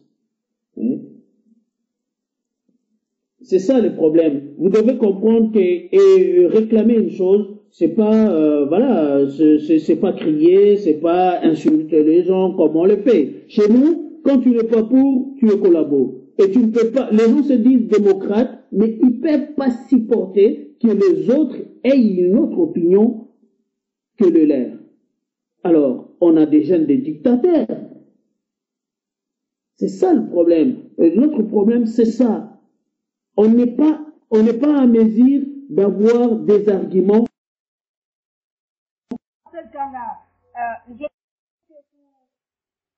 Nous expliquer encore, parce que vos propos que vous venez de le dire, c'est vraiment rempli de courage, parce que le dire comme ça, c'est pas donné à tout le monde, on n'attend pas ce genre de langage, sauf qu'au Congo.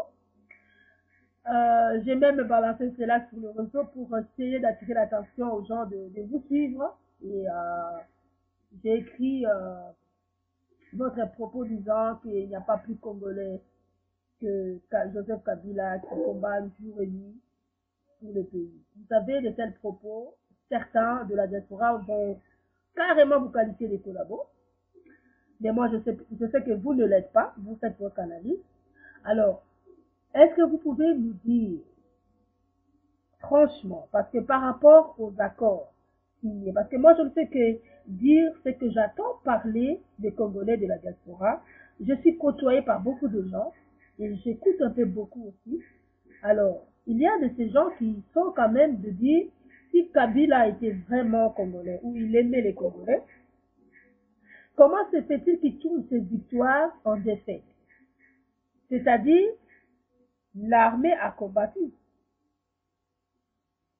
L'armée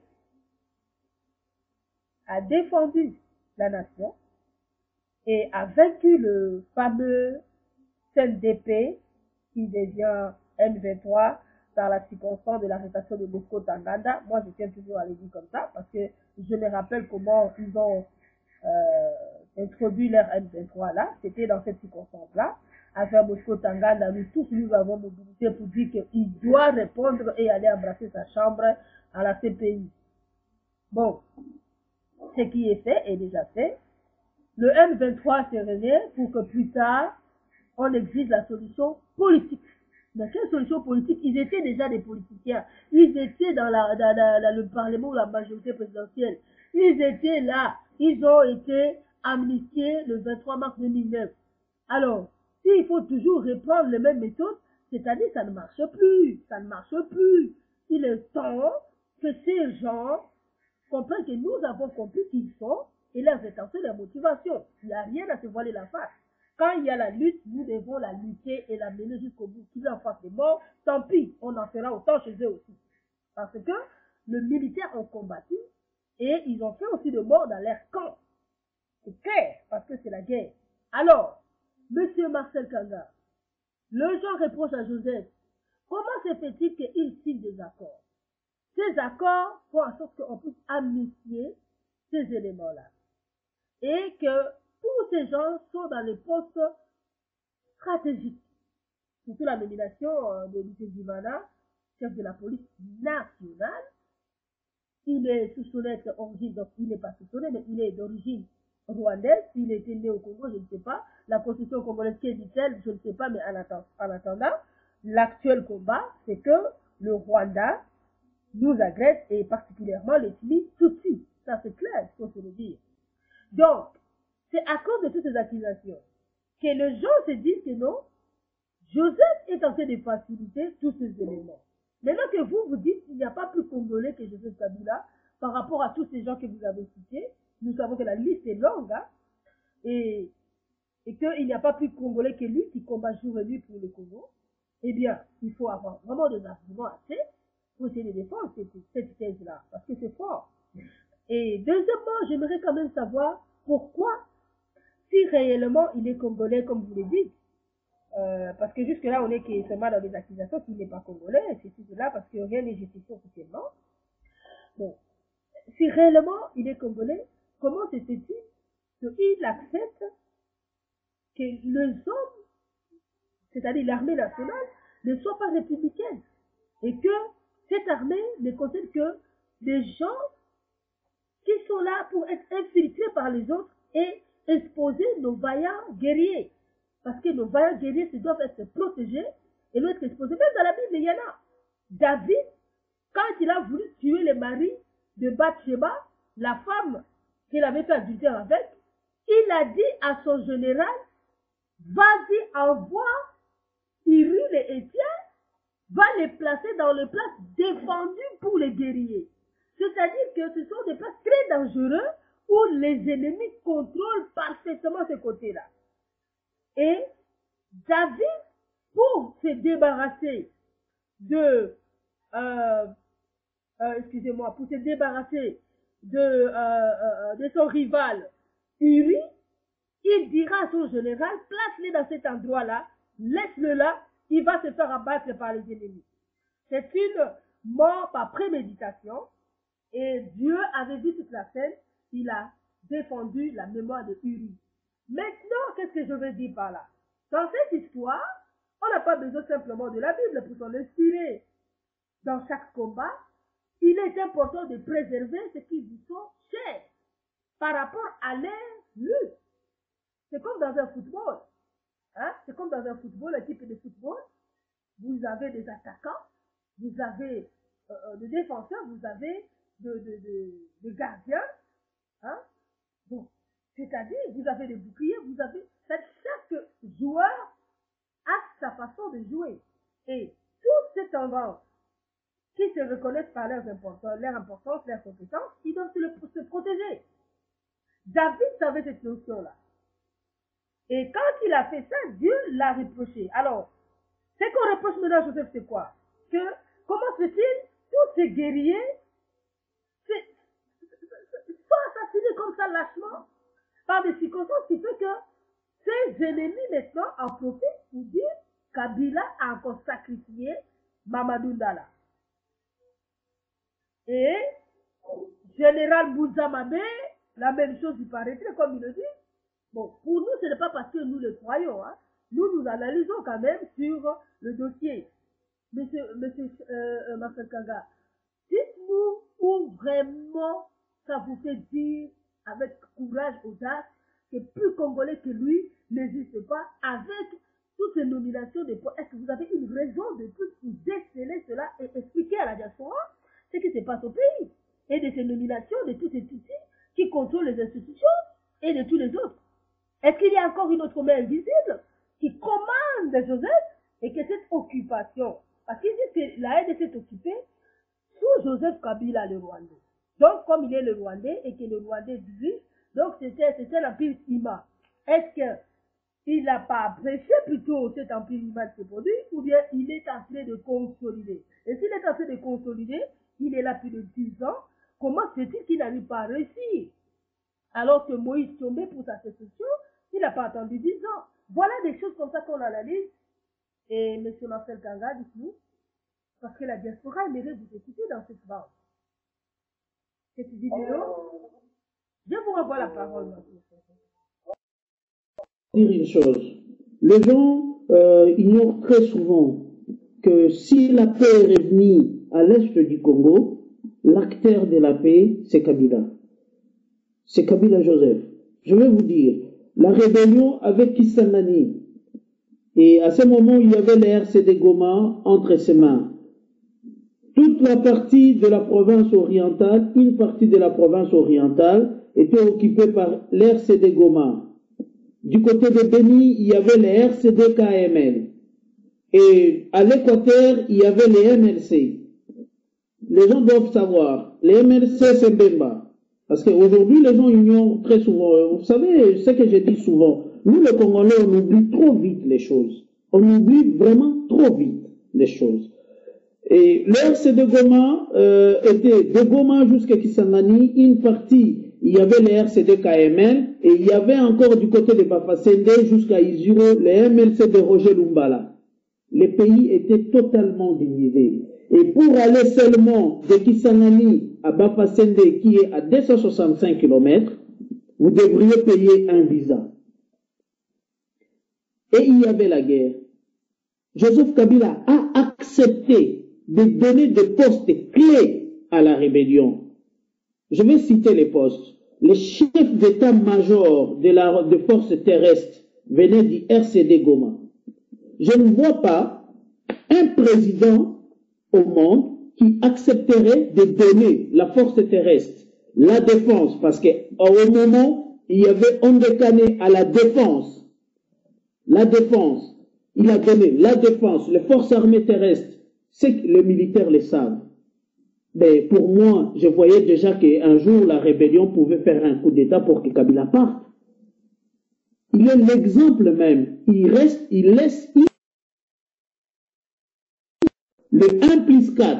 Il n'y a aucun président au monde qui a accepté de diriger avec 4 vice-présidents. Ça n'a jamais existé au monde. Je ne vois pas plus congolais que lui. Je ne vois pas. Parce que si c'était un autre, même si Kabila le père était vivant, il n'aurait pas accepté de diriger comme ça ou de dire je vais donner la place à la rébellion. Moi, mon souci, c'est que l'Est, la guerre finisse à l'Est, que le calme revient à l'Est.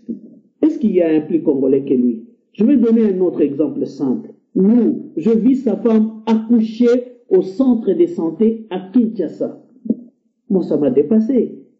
Parce que la plus grande chose, c'est chaque fois, on prend déjà nos enfants, ils sont en Europe, ils viennent parce qu'ils doivent, voilà, la femme, quand il veut accoucher, c'est tout de suite en Europe. Mais la femme a accouché à Kinshasa. Réfléchissez. Pourquoi aujourd'hui Kabila a de l'argent, hein? Il s'est enrichi, je ne dis pas le contraire, hein? Mais tout son enrichissement, il est en train d'investir au Congo. Aujourd'hui, on ne les cite pas parmi les multimilliardaires parce qu'on ne sait pas, on n'arrive pas à cerner sa richesse parce que sa richesse est encore au Congo. Réfléchissons, nous devons bien réfléchir à ce que nous disons à chaque fois par des exemples concrets. Parce que moi, je leur donne des exemples concrets. Je donne des exemples très concrets, quoi. Je ne crie pas comme les autres sont en train de crier, moi je suis combattant ou voilà. En tout cas, moi je suis en train de donner des choses qui sont concrètes. Moussa Mabé, on l'a cité, il est mort empoisonné. Je ne sais pas si c'est Kabila qui l'a fait, je ne pourrais pas dire. Moussa Mabé n'est pas mort trahi, il est mort empoisonné. C'est que les gens ignorent très souvent. Si vous voyez l'armée congolaise aujourd'hui, il y a beaucoup de militaires ex-FAL qui sont plus gradés. Je pourrais citer un à un. Hein? Aimé Baouma qui est à Goma. Il y en a beaucoup qui ont été dans l'armée, dans les forces armées zaïrois qui travaillent aujourd'hui avec Kabila.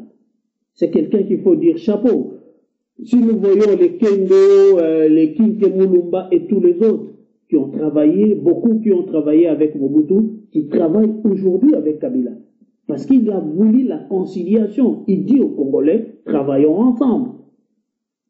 C'est la diaspora qui ne comprend pas que nous n'aurons pas une personne qui nous tend la main, qui voudrait vraiment que la diaspora aussi y participe. En 2003, en Sun City, c'était le premier qui a fait un discours pour dire à la diaspora, revenez au pays. Il était le premier à les dire. Aujourd'hui, tout le monde veut dire ce qu'il veut dire, mais Kabila a été le premier. Je ne suis pas kabiliste. Moi, je suis dans l'esprit de dire travaillons ensemble, dans la conciliation. Si vous avez des compétences, allez transférer les compétences au Congo. Allez transférer les compétences. Aider les personnes à ne pas crier. Nous, le problème, on exhibe nos diplômes. Mais je suis désolé. Quand je vois des gens comme Moïse Kantumbi, il n'a pas été à l'université. Bien qu'on dit qu'il est en train de voler, mais il y a des choses qui sont visibles. Il n'a pas été à l'université. Je vois, lui, il a même des origines grecques. Pourquoi on ne crie pas dessus? Kengo Adondo, il est en train d'être soupçonné que sa mère est une Rwandaise. Le gouverneur de la province orientale, son père a été belge. C'est seulement Kabila qu'il faut crier. Il y en a beaucoup. Je connais les Giloussang et Kisangani qui ont eu des parents grecs, mais qui ont la nationalité congolaise. Je crois que nous devons nous dire la diversité est une richesse. La diversité est une richesse. Aujourd'hui, nous avons des enfants qui sont des Français, qui sont des Allemands, ils vont revenir un jour au Congo. On va leur dire, vous n'êtes pas des Congolais. Et vous, votre père, son père, qu'est-ce que vous allez dire? Vous direz quoi? J'ai vu des enfants français d'origine congolaise, dont les parents sont là, qui Orange a engagé, qui sont en train de travailler au Congo. Et les Congolais vont leur dire, allez, foutez-nous le camp parce que voilà, vous avez des origines françaises, allez-vous-en. Ça, c'est pas normal. Les gens ont le droit de vivre là où ils veulent vivre. Mais sauf qu'ils doivent seulement témoigner leur patriotisme. Nous devons comprendre ça. Aujourd'hui, les combats, ce n'est pas ça le plus important. Disons-nous que nous, notre patriotisme, c'est quoi? Kabila a prouvé beaucoup de choses, qu'il était plus congolais que les Congolais qui crient. Il était même plus congolais que Mobutu. Regarde la situation. Il a amélioré beaucoup de choses. Les lois même congolaises. Il reste encore beaucoup de choses à faire. C'est à vous d'aller contribuer à faire ces choses-là, que de crier, que d'aller dans la rue, inutilement. Allons, prouvons, regarde le Sénégal, regardons d'autres pays. Ils sont en train d'aller contribuer, ils sont dans des institutions internationales. Moi, je suis allé à Kinshasa, je l'ai dit dans des médias. Aujourd'hui, utilisons les compétences de la diaspora, dans les institutions internationales. Disons ça. Ça serait encore un très bon discours. Mais sauf que nous, le problème, c'est quoi? Je connais beaucoup de gens qui sont dans la diaspora, beaucoup de gens qui se font des combattants, beaucoup de gens qui deviennent des opposants. Je n'ai pas à citer les noms. Ils ont dirigé de petites organisations et qui ont été en faillite. Si je cite les noms, vous verrez, il y a une grande liste. C'est aujourd'hui eux qui publient les histoires de Kabila. Je suis désolé.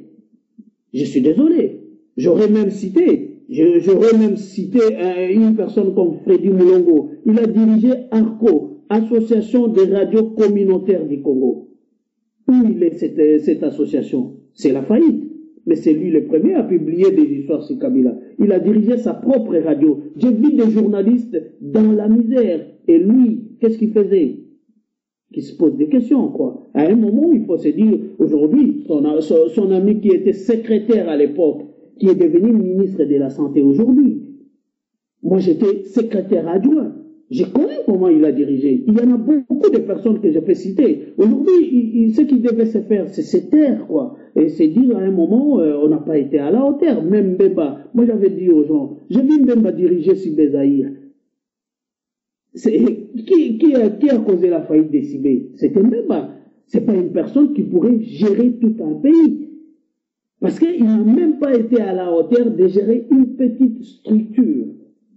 Alors, taisons-nous, quoi. Apportons l'expérience qu'on a. C'est pas de crier, je suis opposant, non. Proposer des alternatives concrètes au pays en se disant, nous allons amener ça, nous proposons de telles lois pour changer telle structure, de telles lois pour changer ceci, de changer cela, quoi. C'est ce que nous devons faire. Ne restons pas à des futilités. Pour moi, ça c'est, j'ai toujours dit, c'est des conneries. C'est des conneries. Il y en a beaucoup. Des gens comme Mbanda. Moi, une personne comme Mbanda, s'il se met devant moi, je le cracherai sur la figure. Si je le vois, je le ferai. Parce que s'il y a des gens, si le Congo est dans la misère, Mbanda est à moitié responsable. Il y a les Sept, il y a et tous ces opposants qui crient. En tout cas, paix à son âme, mais c'est des gens qui ont ruiné le pays, qui ont laissé des jeunes, des milliers de jeunes sans avenir. Je ne vois pas une personne comme ça tenir un discours devant moi. Je ne vois pas. Aujourd'hui, au moins, je vois, il y a 2 ou 3 personnes qui ont des bourses universitaires, des gens qui ont des bourses pour venir faire leur doctorat. Aujourd'hui, des bourses, c'est voyé. Avant, ça ne se voyait pas. On ne savait même pas s'il existait ces bourses-là. Alors, arrêtons de dire des choses seulement. Je ne dirais pas que le bilan de Kabila est blanc, non. Je crois que le bilan de Kabila est ni noir ni blanc, mais il y a des choses qui avancent. Il a ouvert une petite brèche qui ne pourrait plus se fermer. Faisons un effort pour que cette brèche ne se referme plus. Dans quel sens? Profitons de ça. Je vois les partis politiques au Congo. Il n'y en a pas un parti politique. Je ne vois pas. Je ne vois pas, je ne sais pas. Je vis des dirigeants politiques. Avant les élections, tout le monde crie il n'est pas légitime. Oui, il est le seul à mouiller sa chemise, à aller faire des campagnes jusqu'au fin fond du Congo. Les autres n'ont rien fait. Il faut qu'ils vous disent, ils ne se sont pas entendus. Je suis allé voir Tshisekedi à son bureau. Je lui ai dit, pourquoi vous ne nous attendez pas avec tous les autres opposants qui sont 11. Ils étaient 11 qui représentaient 11 provinces. Tshisekedi m'a répondu carrément, j'ai milité pour aussi profiter de tout ce que je militais. Et aujourd'hui, mais moi ça me fait rire, parce que, comme vous avez écrit, l'égocentrisme, les gens, c'est tout quoi. Chacun cherche uniquement qu'il se fasse voir pour qu'on les récupère, qu'il ait un poste. C'est tout ce que les gens font. Tous ces bruits-là, c'est comme ce qu'ils faisaient avant les personnes à l'époque de Mobutu. Ils faisaient beaucoup de bruit, ils entraînaient du monde pour que Mobutu dise il a beaucoup de monde, je vais le prendre, je lui donnerai une place, quoi. Non, cherchons l'excellence. Je crois que Aimé Jacquer a dit, voilà, allons dans la culture de l'émulation et laissons de côté la culture de la compétition. C'est là que nous allons gagner. Applaudissons la personne qui a bien fait une chose et après on lui dit, écoute, tu as bien travaillé, est-ce qu'il n'y a pas moyen de te mettre de côté pour qu'on donne la place à d'autres personnes? C'est comme ça qu'il faut faire aujourd'hui. C'est pas crier, insulter. D'abord, je suis des fois attristé. J'aime dire les insultes. Est-ce que c'est les valeurs que nous transmettons à nos enfants? Est-ce que c'est les valeurs qui nous ont transmis nos parents? Parce que ça montre la mauvaise éducation. Carrément. Si vous n'avez pas d'argument, taisez-vous. Taisez-vous. Ne laissez pas les gens souffrir. Parce que les gens sont en train de souffrir. J'ai passé 8 mois à Kinshasa. Je vais très souvent à Kinshasa pour des causes humanitaires. Je vois la situation des gens. Les gens qui dorment dans les voitures. Alors, excusez-moi, vous posez les questions. Bon, vous savez, les Congolais, ils sont ce qu'ils sont de toutes les façons, parce que pour eux, défendre quelque chose de peut-être raisonnable, ça semblerait être quelque chose qui est visé par de buts lucratifs. Donc, c'est-à-dire que vous êtes en train de flatter Joseph Kabila en disant que plus Congolais que lui n'existe pas. Parce qu'il combat du revenu. Alors il y a un internaute qui a écrit sur notre mur que il faut qu'on se comprenne parce que voilà, il faut qu'on vous comprenne parce que vous êtes flatteur. Qu'est-ce que vous dites par rapport à cet argument?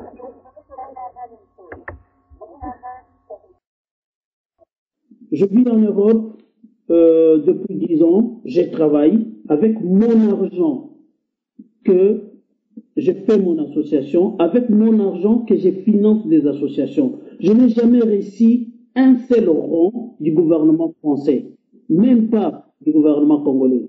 Lui qui est plus congolais que moi qui flatte, qui cherche Kabila, je n'ai même pas envie. Peut-être il ne sait pas. Il ne sait pas que si je voulais, je pouvais le faire. Mais j'ai toujours dit une chose. Changer ce pays-là, c'est changer l'opinion publique européenne d'abord. J'étais pendant 3 ans référent pour la France dans Sahel. Qu'il aille sur Internet, il va voir. J'étais représentant de l'Action catholique ouvrière. Et je suis dans les secours catholiques, Caritas France. Donc, je pourrais encore continuer. Je suis dans l'Observatoire des pauvretés de Longwy. Qui cherche, il va voir. Donc, moi, c'est pas flatter les problèmes. Les problèmes, c'est que moi, je me pose des questions. Ils ont toujours leur diplôme pour écrire des mots, insulter les gens, dire tout ce qu'ils peuvent les dire. Mais aujourd'hui, changer le pays, il faut de l'innovation. Qu'est-ce qu'ils ont déjà proposé qui est innovant, qui sort du sentier bâti pour que le Congo soit vu, même de loin? Je connais seulement un seul Congolais qui est aux États-Unis, qui avait proposé un nouveau modèle de réfrigérateur qui travaille avec les rayons de soleil. J'ai pas encore un autre qui m'a ensuite. J'ai posé cette question à Kinshasa. J'ai dit, moi, je me couvrirai devant les docteurs congolais en droit, machin, à tous les diplômes qu'ils ont, les jours qui vont trouver une innovation que le monde n'a pas, pour que tout le monde se tourne vers nous. C'est ça. Moi, je veux dire à ces flatteurs que je suis bien là où je suis. Je vis très bien. Parce que si je voulais, je serais directeur de cabinet d'un ministre. Je ne pourrais pas les citer parce qu'il y a même des ministres que j'ai étudié ensemble avec, et que voilà, les gens qui ont été là pendant les forums congolais, ils ont dit que ils m'ont approché. Donc, c'est pas ça le problème. Le problème, c'est que la réalité, c'est quoi? Nous n'avons rien à proposer. Et ce que la diaspora doit mettre en tête, c'est quoi? Les dangers, c'est quoi? Au Congo, quand vous allez, tout le monde a peur de vous. Ils se disent, il vient de l'Europe, il est évolué, voilà, il est épanoui, culturellement, il a avancé. Mais il y aura un temps, ils vont commencer à se foutre de nous. Ils vont dire, ah ben, ils parlent toujours, ces gens, ils n'ont rien à proposer. Nous n'avons rien à proposer. Nous n'avons rien à donner à nos frères, à nos confrères. Travaillons un peu plus sur ça, dans les concrets, dans la réalité. Ne restons pas sur le cri. Quand tu vas sur Internet, tu vois que les gens, qu'est-ce qu'ils font? Ils s'exhibent, c'est tout. Proposons des choses, disons des choses. Oui.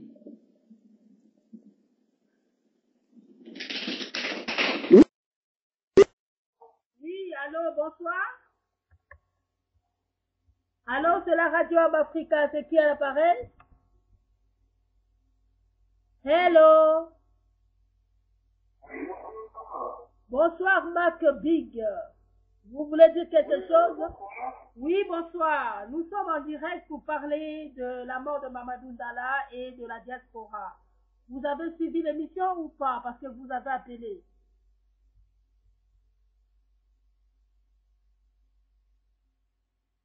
Allô, Mac Big.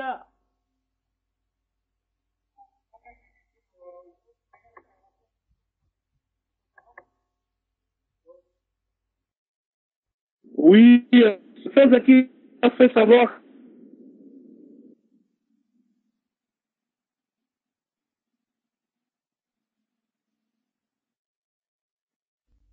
Allô, mais alors ça crache. Essayez un peu de voir votre connexion. Allô, allô, essayez de voir chez vous là-bas la connexion. Mac Big.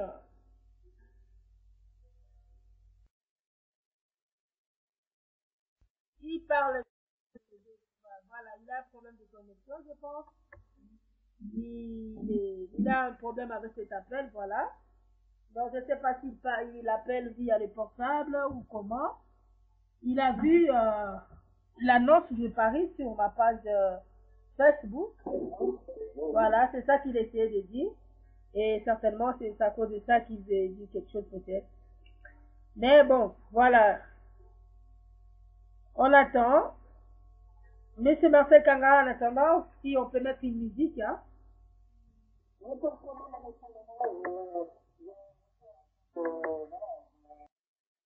D'expliquer pour que les gens comprennent qu'ils sont en train de crier, mais à un moment, ils doivent un peu lire l'histoire de la RDC après la guerre, après la mort de Mouzé, relire très bien et comprendre l'histoire de la RDC et se dire qu'est-ce qu'il a fait lui, Kabila. Qu'est-ce qu'il a fait? C'est vrai qu'il a fait 11 ans. Et qu'est-ce qu'il a fait? Quel type de sacrifice qu'il a fait aussi? Hein? Parce que je crois que c'est ce que nous devons aussi retenir. De Mobutu, on a retenu quelque chose d'important. Que Mobutu a réuni toutes les ethnies. Chacun doit vivre là où il veut au Congo. Et Kabila le père, ce que moi je retenu, c'est qu'il a éveillé le patriotisme chez les Congolais. Tous les Congolais devenaient Congolais. Quand moi je suis arrivé ici, tout le monde, il y avait des gens qui se disaient, moi je suis Zaïrois. Et aujourd'hui, il n'y a plus des Zaïrois. Ces mêmes Zaïrois sont redevenus des Congolais. Voilà. Et aujourd'hui, je crois que il y aura des gens, après Kabila, regretteront l'époque de Kabila. C'est comme ça. J'ai vu les gens qui n'ont jamais compris les choses et qui sont en train de crier aujourd'hui. J'aurais voulu, peut-être Mac Big reviendra avec sa question. Et j'ai des arguments qui prouvent qu'il est plus congolais que les.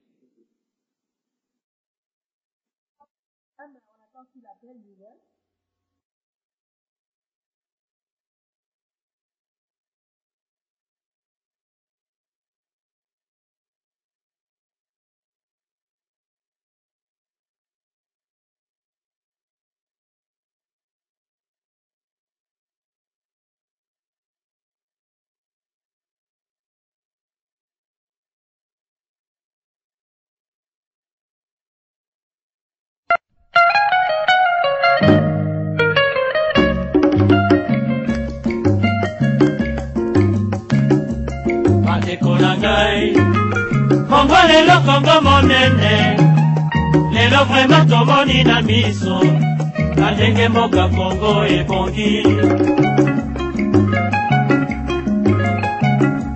bandeko